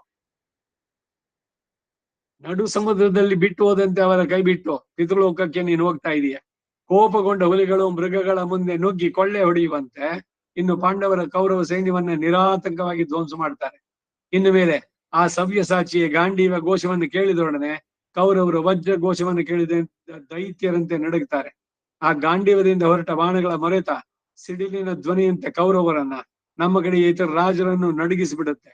ಮಹಾಜ್ವಾಲೆಯಿಂದ ಉರಿಯುವ ಬೆಂಕಿಯು ಗಿಡಗಳನ್ನ ದಹಿಸುವಂತೆ ಆ ಕಿರೀಟಿಯ ಬಾಣಜ್ವಾಲೆಗಳು ಧಾರ್ತರಾಷ್ಟ್ರನ್ನೆಲ್ಲ ದಹಿಸಿಬಿಡುತ್ತೆ. ಅಗ್ನಿ ವಾಯುಗಳೆರಡು ಸೇರಿ ತಮಗೆ ಎದುರಾಗಿ ಸಿಕ್ಕಿದ ಗಿಡ ಮರಗಳನ್ನ ಪೊದೆಗಳನ್ನ ದಹಿಸುವಂತೆ ಕೃಷ್ಣ ಅರ್ಜುನರಿಬ್ಬರು ಸೇರಿದ ಕಡೆಗಳಲ್ಲಿ ತಮ್ಮ ಪ್ರತಿಪಕ್ಷದವರನ್ನ ದಹಿಸಿ ಬಿಡುವುದರಲ್ಲಿ ಸಂದೇಹನೇ ಇಲ್ಲ. ಆ ಅರ್ಜುನನಾದ್ರೂ ಉರಿಯುವ ಬೆಂಕಿ, ಕೃಷ್ಣ ಮಹಾಬಲವುಳ್ಳಂತ ವಾಯು, ಆ ಕೃಷ್ಣನ ಪಾಂಚಜನ್ಯದ ಧ್ವನಿ, ಅರ್ಜುನನ ಗಾಂಡೀವ ಧ್ವನಿ, ಇವೆರಡು ಕಿವಿಗೆ ಬಿದ್ದೊಡನೆ ನಮ್ಮ ಸಮಸ್ತ ಸೈನ್ಯಗಳು ನಡಗಿ ಹೋಗುತ್ತವೆ. ನೀನಿಲ್ಲದ ಮೇಲೆ ಯುದ್ಧರಂಗದಲ್ಲಿ ಶತ್ರು ಸಂಹಾರಕರಾಗಿ ಕಪಿಧ್ವಜದಿಂದ ಶೋಭಿತವಾದ ಅರ್ಜುನ ರಥವ ಧ್ವನಿಯನ್ನು ಕೇಳಿ ಧೈರ್ಯದಿಂದ ನಿಲ್ಲಬಲ್ಲ ರಾಜರೊಬ್ಬರೂ ನಮ್ಮ ಕಡೆಯಲ್ಲಿಲ್ಲ. ನಿನ್ನನ್ನು ಬಿಟ್ರೆ ಆ ಅರ್ಜುನನನ್ನು ಎದುರಿಸಿ ಯುದ್ಧ ಮಾಡತಕ್ಕ ರಾಜ ಯಾವನುಂಟು? ಆ ಅರ್ಜುನನ ಕಾರ್ಯಗಳು ಅತಿಮಾನುಷವಾದದ್ದು. ಅವನು ಅಮಾನುಷರೆನಿಸಿದ ನಿವಾತ ಕವಚರೊಡನೆ ಯುದ್ಧ ಮಾಡಿದವನು, 3 ಕಣ್ಣುಳ್ಳ ರುದ್ರರೊಡನೆ ಹೋರಾಡಿದವನು, ಅದೇ ರುದ್ರರಿಂದ ಇತರರಿಗೆ ದುರ್ಲಭವಾದ ವರಗಳನ್ನು ಪಡೆದವನು. ನೀನೇ ಅವನನ್ನು ಜಯಿಸಲಾರದ ಮೇಲೆ ಇನ್ನು ಯುದ್ಧದಲ್ಲಿ ಅವನನ್ನು ಜಯಿಸುವಲ್ವನು ಬೇರೆ ಯಾರುಂಟು? ಅನೇಕ ಕ್ಷತ್ರಿಯರನ್ನು ಕೊಂದು ದೇವದಾನವರನ್ನು ಕೆಚ್ಚನ್ನೆಲ್ಲ ಮುರಿದ ಪರಶುರಾಮನನ್ನೇ ನೀನೇ ಸೋಲಿಸಿದವನು. ನಿನ್ನಿಂದಲೇ ಅರ್ಜುನನು ಪರಾಜಿತನಾಗದ ಮೇಲೆ ಇನ್ನು ನಮಗೆ ಜಯದಾಸೆಯಲ್ಲಿ? ಮಹಾಮಹಿಮೆಯುಳ್ಳ ನೀನು ಆ ಶಿಖಂಡಿಯ ಬಾಣಗಳಿಂದ ನಾಡಲ್ಪಟ್ಟು ರಣರಂಗದಲ್ಲಿ ಮಲಗುವಂತಾಯಿತೆ. ಆದ್ರೇನು ಇರ್ಲಿ, ಇನ್ನು ನಾನು ಆ ಅರ್ಜುನ ಪರಾಕ್ರಮವನ್ನು ಸಹಿಸಲಾರೆ. ನೀನು ನನಗೆ ಅನುಜ್ಞೆಯನ್ನು ಕೊಡೋದಾದ್ರೆ ನನ್ನ ಅಸ್ತ್ರಬಲದಿಂದ ನಾನು ಅವನನ್ನು ಕೊಲ್ಲುತ್ತೇನೆ ಎಂದ. ಇಲ್ಲಿಗೆ 3ನೇ ಅಧ್ಯಾಯ. ಅಷ್ಟಮೈ ಶ್ರೀ ಸಮೇತ ಶ್ರೀಕೃಷ್ಣಾಯ ಪರಬ್ರಹ್ಮಣೇ ನಮಃ. 4ನೇ ಅಧ್ಯಾಯ. ಭೀಷ್ಮನ ಅನುಮತಿಯನ್ನು ಪಡೆದು ಕರ್ಣ ಯುದ್ಧಕ್ಕೆ ಹೊರಟಿದ್ದು. ಧೃತರಾಷ್ಟ್ರ ಮಹಾರಾಜ ಹೀಗೆ ಹೇಳುತ್ತಿರುವ ಕರ್ಣನನ್ನು ನೋಡಿ ಕುರುಪಿತಾಮಹನಾದ ಭೀಷ್ಮ ಸಂತೋಷದಿಂದ ದೇಶ ಕಾಲೋಚಿತವಾದ ಮಾತುಗಳನ್ನಾಡಿದ. ಕರ್ಣ ನದಿಗಳಿಗೆ ಸಮುದ್ರನಂತೆಯೋ, ಗೃಹ ನಕ್ಷತ್ರಗಳಿಗೆಲ್ಲ ಸೂರ್ಯನಂತೆಯೋ, ಸತ್ಯಕ್ಕೆ ಸತ್ಪುರುಷನಂತೆಯೋ, ಬೀಜಗಳಿಗೆ ಫಲವತ್ತಾದ ಭೂಮಿಯಂತೆಯೋ, ಪ್ರಾಣಿಗಳಿಗೆ ಪರ್ಜನ್ಯನಂತೆ ಮಳೆ. ಈಗ ನಿನ್ನ ಸಹೃದಯಾದ ಕೌರವರಿಗೆಲ್ಲ ನೀನೇ ಮುಖ್ಯ ಆಶ್ರಯನ ಎನಿಸಿದ್ದೀಯ. ರುಚಿಯಾದ ಫಲಗಳಿಂದ ಪಕ್ಷಿಗಳಿಂದ ಹೇಗೋ ಹಾಗೆ ಬಾಂಧವರೆಲ್ಲರೂ ನಿನ್ನಿಂದ ಬದುಕಲಿ. ನೀನು ಶತ್ರುಗಳ ಗರ್ವವನ್ನು ಮುರಿದು ಮಿತ್ರರಿಗೆ ಆನಂದವನ್ನು ಉಂಟು ಮಾಡು. ದೇವತೆಗಳಿಗೆ ವಿಷ್ಣುವಿನಂತೆ ಕೌರವರಿಗೆಲ್ಲ ನೀನೇ ದಿಕ್ಕಾಗಿದ್ದು ಅವರನ್ನ ಭಯದಿಂದ ತಪ್ಪಿಸೋ. ಹಿಂದೆ ನೀನು ಧೃತರಾಷ್ಟ್ರ ಕುಮಾರನಿಗೆ ಪ್ರಿಯವನ್ನು ಉಂಟು ಮಾಡಬೇಕು ಎಂಬ ಉದ್ದೇಶದಿಂದ ರಾಜಪುರಕ್ಕೆ ಹೋಗಿ ನಿನ್ನ ಬಾಹ್ಯ ವಿರೋಧದಿಂದ ಬಾಹು ವೀರ್ಯದಿಂದ ಕಾಂಬೋಜರನ್ನ ಜಯಿಸಿದೆ. ಕರ್ಣ ಕ್ಯಾಂಬೋಡಿಯಾ ಅವ್ರ ಮೇಲೆ ಯುದ್ಧಕ್ಕೂ ಅವರನ್ನು ಜಯಿಸಿ ಬಂದಿದ್ದಾನೆ. ಗಿರಿವ್ರಜದಲ್ಲಿ ಧನಗ್ನ ಜಿತ್ತು ಮೊದಲಾದ ರಾಜರು, ಅಂಬಷ್ಟ, ವಿದೇಹ, ಕಾಂಬೋಜಾಧಿಪತಿಗಳು ಹಿಂದೆ ನಿನ್ನಿಂದ ಪರಾಜಿತರಾದರು. ಹಿಮಗಿರಿ ದುರ್ಗದಲ್ಲಿ ವಾಸ ಮಾಡಿಕೊಂಡಿದ್ದ ಕ್ರೂರ ಯೋಧರುಗಳಾದ ಕಿರಾತರನ್ನ ನೀನು ದುರ್ಯೋಧನಿಗೆ ಅಧೀನರನ್ನಾಗಿ ಮಾಡಿದೆ. ಉತ್ಕಲ, ಮೇಖಲ, ಪೌಂಡ್ರ, ಕಳಿಂಗ, ಆಂಧ್ರ, ನಿಷಾದ, ತ್ರಿಗರ್ತ, ಬಾಕ್ಲಿಕ ಇವರೆಲ್ಲರನ್ನೂ ನೀನು ಜಯಿಸಿ ಬಂದೆ. ನೀನು ದುರ್ಯೋಧನನ ಹಿತವನ್ನ ಉದ್ದೇಶಿಸಿ ಇನ್ನು ಎಷ್ಟೋ ರಾಜರನ್ನ ಜಯಿಸಿದ್ದೀಯ. ಕೌರವರಿಗೋ ಅವರ ಬಂಧುಗಳಿಗೋ ದುರ್ಯೋಧನ ಹೇಗೋ ಹಾಗೆ ಈ ಕುರುಕುಲಕ್ಕೆಲ್ಲ ನೀನೇ ರಕ್ಷಕನಾಗಿ ನಿಲ್ಲು. ಅಪ್ಪ ಕರ್ಣ, ನಿನಗೆ ಮಂಗಳ ಆಶೀರ್ವಾದವನ್ನು ಮಾಡಿ ಅನುಮತಿಯನ್ನು ಕೊಡ್ತೇನೆ. ಬೇಗನೆ ಹೊರಡು, ಶತ್ರುಗಳನ್ನ ಯುದ್ಧ ಮಾಡು. ಕೌರವರನ್ನೆಲ್ಲ ನಿನ್ನ ಆಜ್ಞೆಯಲ್ಲಿ ಇಟ್ಟುಕೊಂಡು ದುರ್ಯೋಧನಿಗೆ ಜಯವನ್ನು ಕೊಡಿಸು. ನೀನು ನನಗೆ ದುರ್ಯೋಧನಂತೆ ಪೌತ್ರ ಸಮಾನನೇ. ಆ ದುರ್ಯೋಧನಿಗೆ ನಾವು ಹೇಗೋ ಹಾಗೆ ನಿನಗೂ ನಾನು ಧರ್ಮ ರೀತಿಯಾಗಿ ಸ್ವೀಯರೇ. ಲೋಕದಲ್ಲಿ ಯೋನಿ ಬಂಧುತ್ವ ಸಂಬಂಧಕ್ಕಿಂತಲೂ ಸತ್ಪುರಿ ಸಂಬಂಧವೇ ಮೇಲಾದ್ದು. ಆದ್ದರಿಂದ ಪ್ರಾಜ್ಞರಾದವರು ಶತ್ರುಗಳಾಗಿದ್ರೂ ಸತ್ಪುರುಷರೊಡನೆ ಸಂಬಂಧವನ್ನು ಬಯಸ್ತಾರೆ. ಆದ್ದರಿಂದ ಕರ್ಣ, ನೀನು ಯುದ್ಧದಲ್ಲಿ ಸತ್ಯ ಪ್ರತಿಜ್ಞೆ ಉಳ್ಳವನಾಗಿ ಕೌರವ ಬಲವನ್ನು ನಿನ್ನದೆಂದೇ ತಿಳಿದು ಆ ದುರ್ಯೋಧನಂತೆ ಅದನ್ನ ಶ್ರದ್ಧೆಯಿಂದ ರಕ್ಷಿಸು. ದುರ್ಯೋಧನಿಗೆ ಹಿತೈಷಿಯಾದ ನೀನು ಕುರುಗಳೆಲ್ಲರೂ ಪಾಂಡವರನ್ನೇ ನಿಷ್ಕಲ್ಮಶವಾಗಿ ಯುದ್ಧ ಮಾಡುವಂತೆ ಪ್ರೋತ್ಸಾಹಿಸು ಎಂದ. ಮಹಾರಾಜ, ಕರ್ಣನು ಭೀಷ್ಮನ ಈ ಮಾತನ್ನು ಕೇಳಿದ ಮೇಲೆ ಅವನ ಪಾದಗಳನ್ನು ಹಿಡಿದು ನಮಸ್ಕರಿಸಿ ಯುದ್ಧಕ್ಕೆ ಹೊರಟ. ಅಲ್ಲಿ ವಿಶಾಲವಾದ ಮೈದಾನವೊಂದು ನೋಡಿ ತನ್ನ ಸೈನ್ಯಗಳನ್ನೆಲ್ಲ ಆಯುಧಗಳನ್ನೇ ಸಿದ್ಧರಾಗಿ ವ್ಯೂಹವಾಗಿ ನಿಲ್ಲುವಂತೆ ಹೊರಗೊಳಿಸಿದ. ಆಗ ಕುರುಗಳೆಲ್ಲರೂ ತಮ್ಮ ಸೈನ್ಯಕ್ಕೆ ಕರ್ಣನು ಮುಂದಾಳಾಗಿ ಬರುತ್ತಿರುವುದನ್ನು ನೋಡಿ ಅತ್ಯಂತ ಹರ್ಷಿತರಾದರು. ಅವರೆಲ್ಲರೂ ಸಿಂಹನಾದದಿಂದ, ಕೈ ತಟ್ಟುವ ಧ್ವನಿಗಳಿಂದಲೂ, ಸಂತೋಷ ಗರ್ಜನೆಗಳಿಂದ, ವಿಚಿತ್ರ ಧನುಶಬ್ದಗಳಿಂದ ಅವನ ಆಗಮವನ್ನ ಅಭಿನಂದಿಸಿದರು. ಅಲ್ಲಿಗೆ 4ನೇ ಅಧ್ಯಾಯ. ಅಷ್ಟಮೈಷಿ ಸಮೇತ ಶ್ರೀ ಕೃಷ್ಣಾಯ ಪರಬ್ರಹ್ಮಣೇ ನಮಃ. 5ನೇ ಅಧ್ಯಾಯ. ದುರ್ಯೋಧನ ಪ್ರಶ್ನೆ ಮಾಡಿದ ಮೇಲೆ ಕರ್ಣನು ದ್ರೋಣನಿಗೆ ಸೇನಾಧಿಪತ್ಯವನ್ನು ಕೊಡುವಂತೆ ಪ್ರೇರೇಪಿಸಿದ್ದು. ಅಷ್ಟಮೈಷಿ ಸಮೇತ ಶ್ರೀ ಕೃಷ್ಣಾಯ ಪರಬ್ರಹ್ಮಣೇ ನಮಃ. ಹೇ ಮಹಾರಾಜ, ಯುದ್ಧ ರಥವನ್ನೇರಿ ಬರುವ ಕರ್ಣನನ್ನು ನೋಡಿ ನಿನ್ನ ಮಗನಾದ ದುರ್ಯೋಧನ ಸಂತೋಷದಿಂದ ಹೇಗೆಂದ. ಹೇ ಮಿತ್ರ ಕರ್ಣ, ನಮ್ಮ ಸೈನ್ಯಕ್ಕೆ ಈಗ ನೀನು ರಕ್ಷಕನಾಗಿ ಬಂದದ್ರಿಂದ ಅದು ಈಗಲೇ ಸನಾತವಾಯಿತು ಎಂದು ಭಾವಿಸ್ತೇನೆ. ಮುಂದೆ ನಮಗೆ ಹಿತವೋ ಕಾರ್ಯಕಾರಿಯೋ ಆದಂತಹ ಆಲೋಚನೆ ಏನೋ ಅದನ್ನು ನಿರ್ಧರಿಸು ಎನ್ನಲು ಕರ್ಣ, ರಾಜ, ನಾನು ಹೇಳುವುದೇನಿದೆ, ಮನುಷ್ಯರಲ್ಲಿ ನೀನು ಪ್ರಾಜ್ಞತಮ ಎನಿಸಿರುವೆ. ನೀನೇ ನಮಗೆಲ್ಲ ಕಾಲೋಚಿತವನ್ನು ತಿಳಿಸಬೇಕು. ಅಲ್ಲದೆ ಯಜಮಾನನು ಕಾರ್ಯಗಳನ್ನು ಚೆನ್ನಾಗಿ ವಿಮರ್ಶಿಸುವಂತೆ ಬೇರೊಬ್ಬನು ವಿಮರ್ಶಿಸಲಾರ. ನಾವೆಲ್ಲರೂ ನಿನ್ನ ಮಾತನ್ನು ಕೇಳಿ ಅದರಂತೆ ನಡೆಯಲು ಸಿದ್ಧರಾಗಿರ್ತಕ್ಕವರು. ನ್ಯಾಯ ವಿರುದ್ಧವಾದದನ್ನ ನೀನು ಎಂದಿಗೂ ಹೇಳಲಾರೆ ಎಂಬುದು ನನ್ನ ದೃಢವಾದ ನಂಬಿಕೆ. ಏನ್ ನಂಬಿಕೆ? ಅವನು ಮಾಡಿದ್ದೇನು ಮೊದಲಿಂದ ನ್ಯಾಯಕ್ಕೆ ಸೇರಿದ್ದ. ಒಬ್ಬರನ್ನೊಬ್ಬರು ಹೊಗಳಿಸ್ಕೊಳ್ಳೋದು ಹೇಳ್ಕೊಳ್ಬೇಕಷ್ಟೆ. ಆಗ ದುರ್ಯೋಧನ, ಹೇ ಕರ್ಣ ಕೇಳು, ಭೀಷ್ಮನು ಇದುವರೆಗೆ ನಮ್ಮ ಸೇನೆಗೆ ನಿಯಾಮಕನಾಗಿದ್ದ. ವಯಸ್ಸಿನಿಂದಲೋ ಪರಾಕ್ರಮದಿಂದಲೋ ಶಾಸ್ತ್ರಜ್ಞಾನದಿಂದಲೋ ಅವನು ನಮ್ಮೆಲ್ಲರಿಗಿಂತಲೂ ಮೇಲೆನಿಸಿದವನು. ನಮ್ಮ ಸೇನಾಬಲದೊಡನೆ ಅವನು ಇದುವರೆಗೆ ಯುದ್ಧ ಮಾಡಿದ. ಕಳೆದ 10 ದಿನಗಳವರೆಗೆ ಅನೇಕ ಶತ್ರು ಸಮೂಹಗಳನ್ನ ಕೊಂದ. ಆ ಮಹಾತ್ಮನಿಂದ ನಾವೆಲ್ಲ ಇದುವರೆಗೆ ಸುರಕ್ಷಿತವಾಗಿತ್ತು. ಬೇರೊಬ್ಬರಿಗೆ ಸಾಧ್ಯವಲ್ಲದ ಮಹಾಕಾರ್ಯವನ್ನು ನಡೆಸಿ ಅವನು ಈಗ ಸ್ವರ್ಗದಾರಿಯನ್ನು ನಿರೀಕ್ಷಿಸ್ತಾ ಇದ್ದಾರೆ. ಇನ್ನು ಮುಂದೆ ನಮ್ಮ ಸೈನ್ಯಕ್ಕೆ ಯಾರು ಸೇನಾಪತಿಯನ್ನಾಗಿ ಮಾಡಬೇಕು ಎಂದು ನಿನಗೆ ತೋರುತ್ತೆ. ನಾಯಕನಿಲ್ಲದ ಸೈನ್ಯ ಮುಹೂರ್ತ ಕಾಲವು ಕ್ಷಮದಿಂದಿರಲಾರದು. ಅದರಲ್ಲಿಯೂ ಯುದ್ಧ ಕಾಲಗಳಲ್ಲಿ ಸೈನ್ಯವು ಕ್ಷಣ ಮಾತ್ರವೂ ಅನಾಯಕವಾಗಬಾರದು, ನಾಯಕನಿಲ್ಲದಂತೆ ಆಗಬಾರದು. ಸಮುದ್ರದಲ್ಲಿ ನಾವಿಕನಿಲ್ಲದ ಹಡಗಿನಂತೆ ನಾಯಕನಿಲ್ಲದ ಸೈನ್ಯ ಅಪಾಯಕ್ಕೆ ಈಡಾಗತ್ತೆ. ಸಾರಥಿ ಇಲ್ಲದ ರಥದಂತೆ ಸೇನಾಪತಿ ಇಲ್ಲದ ಸೈನ್ಯ ಯಥೇಚ್ಛವಾಗಿ ಸಿಕ್ಕಿದ ಕಡೆ ಸೆಳೆಯಲ್ಪಡುತ್ತೆ. ಪ್ರಧಾನನಿಲ್ಲದ ಜನಸಮೂಹದಂತೆ ನಾಯಕನಿಲ್ಲದ ಸೈನ್ಯವು ಕಷ್ಟಕ್ಕೊಳಗಾಗುತ್ತೆ. ಆದ್ದರಿಂದ ಕರ್ಣ, ನಮ್ಮಲ್ಲಿ ಬಲಾಢ್ಯರಾದವರನ್ನೆಲ್ಲ ಹುಡುಕಿ ಅವರಲ್ಲಿ ಭೀಷ್ಮನ ಸ್ಥಾನಕ್ಕೆ ಯಾರನ್ನು ಸೇನಾಪತಿಯಾಗಿ ನೇಮಿಸಬಹುದೋ ಅದನ್ನು ನಿರ್ಧರಿಸಿ ಹೇಳು. ಈಗ ನೀನು ಯಾರನ್ನು ಸೇನಾಧಿಪತ್ಯದಲ್ಲಿ ಇರಿಸಬಹುದು ಅಂತ ಹೇಳ್ತೀಯೋ ನಾವೆಲ್ಲ ಏಕಮನಸ್ಕರಾಗಿ ಅವನನ್ನೇ ಅಧಿಕಾರದಲ್ಲಿ ಇಡೋಣ ಎಂದ. ಆಗ ಕರ್ಣ, ಹೇ ರಾಜ, ನಮ್ಮ ಕಡೆಯಲ್ಲಿರುವ ಇವರೆಲ್ಲರೂ ಮಹಾಬಲಾಢ್ಯರೇ, ಎಲ್ಲರೂ ಪುರುಷ ಶ್ರೇಷ್ಠರೇ. ಇದೋ ಇಲ್ಲಿರುವವರೆಲ್ಲರೂ ಸೇನಾಧಿಪತ್ಯಕ್ಕೆ ಅರ್ಹರಾಗಿದ್ದಾರೆ. ಇದರಲ್ಲಿ ವಿಚಾರ ಮಾಡಬೇಕಾದ್ದೇನೂ ಇಲ್ಲ. ಕುಲದಲ್ಲಿಯೋ, ಮೈಕಟ್ಟಿನಲ್ಲಿಯೋ, ಜ್ಞಾನದಲ್ಲಿಯೋ, ಬುದ್ಧಿಯಲ್ಲಿಯೋ, ದೇಹಬಲದಲ್ಲಿಯೋ, ಪರಾಕ್ರಮದಲ್ಲಿಯೋ ಎಲ್ಲರೂ ಮೇಲೆನಿಸಿದವರೇ. ಎಲ್ಲರೂ ಶಾಸ್ತ್ರಜ್ಞರು, ಧೀಮಂತರು, ಯುದ್ಧದಲ್ಲಿ ಹಿಂತಿರುಗಿದವರು. ಆದರೆ ಇವರೆಲ್ಲರೂ ಏಕಕಾಲದಲ್ಲಿ ಸೇನಾಧಿಪತ್ಯವನ್ನು ನಡೆಸೋದು ಸಾಧ್ಯವಿಲ್ಲ. ಎಲ್ಲರೂ ಏಕಕಾಲದಲ್ಲಿ ಅಧಿಕಾರವನ್ನು ನಡೆಸುವುದು ಶಕ್ಯವೂ ಅಲ್ಲ. ಆದ್ರಿಂದ ಇವರಲ್ಲಿ ವಿಶೇಷ ಗುಣವುಳ್ಳವರು ಯಾರೋ ಅಂತವನೊಬ್ಬನನ್ನ ನಾವು ಅಧಿಕಾರದಲ್ಲಿ ಇಡಬಹುದು. ಸೇನಾಧಿಪತ್ಯಕ್ಕಾಗಿ ಇವರಲ್ಲಿಯೇ ಒಬ್ಬರೊಬ್ಬರಿಗೆ ಅನ್ಯೋನ್ಯ ಸ್ಪರ್ಧೆ ಇರಬಹುದು. ಅಂತವರಲ್ಲಿ ಇಷ್ಟ ಬಂದಂತೆ ಒಬ್ಬನನ್ನ ಆರಿಸಿ ಅಧಿಕಾರದಲ್ಲಿ ಇರಿಸಿದ್ರು ಉಳಿದವರಿಗೆ ಅತೃಪ್ತಿ ಉಂಟಾಗಬಹುದು. ಇದರಲ್ಲಿ ಸಂದೇಹ ಇಲ್ಲ. ಆ ವೈಮನಸ್ಯ ಇದ್ದಾಗ ಅವರು ಶ್ರದ್ಧೆಯಿಂದ ಯುದ್ಧವನ್ನು ಮಾಡುವುದಿಲ್ಲ. ಆದ್ದರಿಂದ ಇಲ್ಲಿ ಯಾರ ಮನಸ್ಸಿಗೂ ಅತೃಪ್ತಿ ಇಲ್ಲದಂತೆ ಸರ್ವಸಮ್ಮತನಾದವನೊಬ್ಬನನ್ನ ನಾವು ಆರಿಸಬೇಕು. ಇದು ಪೂಜ್ಯರಾದ ಈ ನಮ್ಮ ಗುರು ದ್ರೋಣಾಚಾರ್ಯ ಇಲ್ಲಿ ಸಮಸ್ತ ಯೋಧರಿಗೂ ಆಚಾರ್ಯನೆನಿಸಿದ್ದಾನೆ. ವಯಸ್ಸಿನಲ್ಲಿ ವೃದ್ಧನು, ಶಸ್ತ್ರಧಾರಿಗಳಲ್ಲಿ ಇವನನ್ನು ಮೀರಿಸಿದವನಿಲ್ಲ. ಆದ್ದರಿಂದ ಇವನನ್ನೇ ನಾವು ಸೇನಾಪತಿನಿಯಾಗಿ ಮಾಡುವುದು ಯುಕ್ತ. ಶುಕ್ರ ಬೃಹಸ್ಪತಿಗಳ ಮತಾನುಸಾರ ಯುದ್ಧ ನಿಯಮಗಳನ್ನೆಲ್ಲ ಬಲ್ಲಂತ ಈ ದ್ರೋಣಾಚಾರ್ಯ ಇರುವಾಗ ಅವನನ್ನು ಬಿಟ್ಟು ಬೇರೆ ಯಾವನು ತಾನೇ ಸೇನಾಪತಿಯಾಗಲು ಅರ್ಹ? ಹೇ ಮಹಾರಾಜ, ಅಷ್ಟೇಕೆ ಯುದ್ಧಕ್ಕೆ ಹೋಗದಕ್ಕ ಈ ದ್ರೋಣನನ್ನು ಹಿಂಬಾಲಿಸಿ ಅವನಿಗೆ ತಕ್ಕಂತೆ ಯುದ್ಧ ಮಾಡಬಲ್ಲ ಯೋಧನಾದ್ರೂ ನಮ್ಮಲ್ಲಿ ಒಬ್ಬನಾದ್ರೂ ಇಲ್ಲ ಎಂದು ನನಗೆ ತೋರುತ್ತೆ. ಸೇನೆಯನ್ನು ನಡೆಸಕ್ಕರಲ್ಲಿ ಶಸ್ತ್ರಧಾರಿಗಳಲ್ಲಿಯೋ ಬುದ್ಧಿವಂತರಲ್ಲಿಯೋ ಮೇಲಾದವನೋ ನಿನ್ನ ಗುರುವಾದ ಈ ದ್ರೋಣನೇ ಎಂದ ನನಗೆ ತೋರಿದೆ. ಆದ್ದರಿಂದಲೇ ಈಗಲೇ ನೀನು ಈ ಆಚಾರ್ಯನನ್ನು ಸೇನಾಧಿಪತ್ಯದಲ್ಲಿರಿಸು.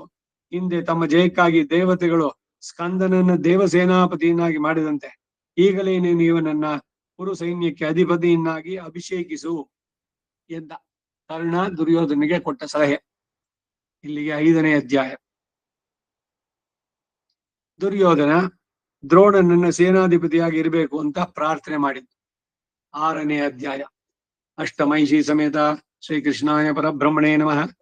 ಹೇ ಮಹಾರಾಜ, ಕರ್ಣನ ಮಾತನ್ನು ಕೇಳಿ ದುರ್ಯೋಧನ ತನ್ನ ಸೈನ್ಯದ ನಡುವೆ ಇದ್ದ ದ್ರೋಣನಿದ್ದಲಿಗೆ ಬಂದು ಎಂದ, ಹೇ ಆಚಾರ್ಯ, ನೀನು ಕುಲದಲ್ಲಿಯೋ ಜಾತಿಯಲ್ಲಿಯೋ ಶ್ರೇಷ್ಠ, ಶಸ್ತ್ರಜ್ಞಾನದಲ್ಲಿಯೋ ವಯಸ್ಸಿನಲ್ಲಿಯೋ ವೃದ್ಧನೆನಿಸಿದ್ದೆ.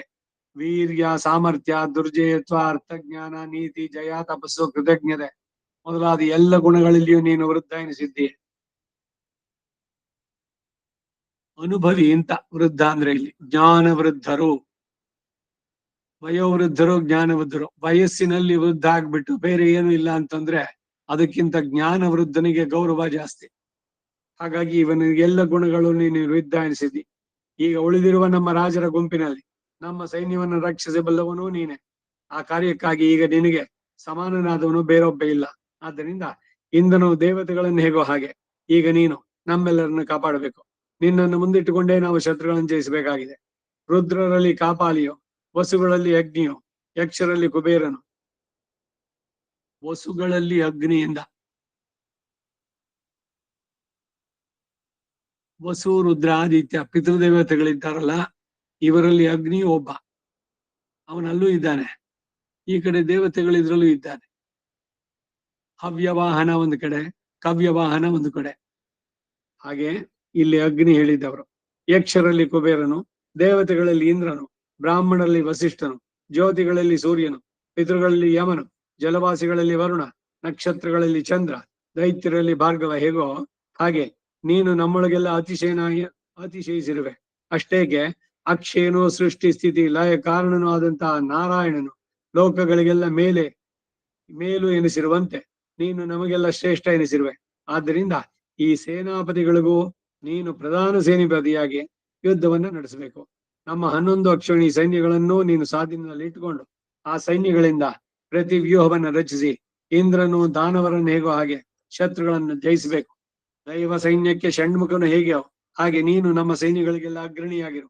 ಮಹಾವೃಷಭವನ್ನ ಸಣ್ಣ ಕರುಗಳಂತೆ ನಾವೆಲ್ಲರೂ ನಿನ್ನನ್ನು ಹಿಂಬಾಲಿಸ್ತೇವೆ. ಈ ಅರ್ಜುನನು ಮಹಾಧನುರ್ಧಾರಿಯಾಗಿ ಕ್ರೂರ ಕಾರ್ಯವನ್ನು ಮಾಡತಕ್ಕನಾಗಿದ್ರು ನಿನ್ನನ್ನು ಯುದ್ಧದಲ್ಲಿ ಕಂಡೊಡನೆ ನಿನ್ನ ಮೇಲೆ ಕೈ ಎತ್ತಲಾರ. ನೀನು ಸೇನಾಪತಿಯಾಗಿದ್ದ ಪಕ್ಷದಲ್ಲಿ ಆ ಯುಧಿಷ್ಠಿರನನ್ನ ಅವನ ಬಂಧು ಮಿತ್ರ ಪರಿವಾರಗಳೊಡನೆ ನಾವು ನಿಸ್ಸಂದೇಹವಾಗಿ ಯುದ್ಧದಲ್ಲಿ ಜಯಿಸಬಲ್ಲವು ಎಂದ. ಈ ಮಾತನ್ನು ಕೇಳಿ ಸೈನಿಕರೆಲ್ಲ ಪರಮ ಸಂತೋಷದಿಂದ ದ್ರೋಣನ ಕುರಿತು ಜಯಘೋಷಗಳನ್ನು ಮಾಡದು. ದೊಡ್ಡ ಸಿಂಹನಾದದಿಂದ ಎಲ್ಲರೂ ನಿನ್ನ ಮಗನ ಮಾತನ್ನು ಅನುಮೋದಿಸಿ ಅವನಿಗೆ ಉತ್ತೇಜನ ಕೊಟ್ಟರು.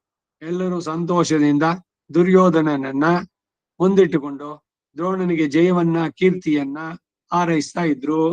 ಇಲ್ಲಿಗೆ 6ನೇ ಅಧ್ಯಾಯ ಈ ಜಾಗದಲ್ಲಿ ನಿಲ್ಲಿಸ್ಕೊಂಡಿರೋಣ. ಅಷ್ಟಮೈಷಿ ಸಮೇತ ಶ್ರೀಕೃಷ್ಣಾಯ ಪರಬ್ರಹ್ಮಣೇ ನಮಃ.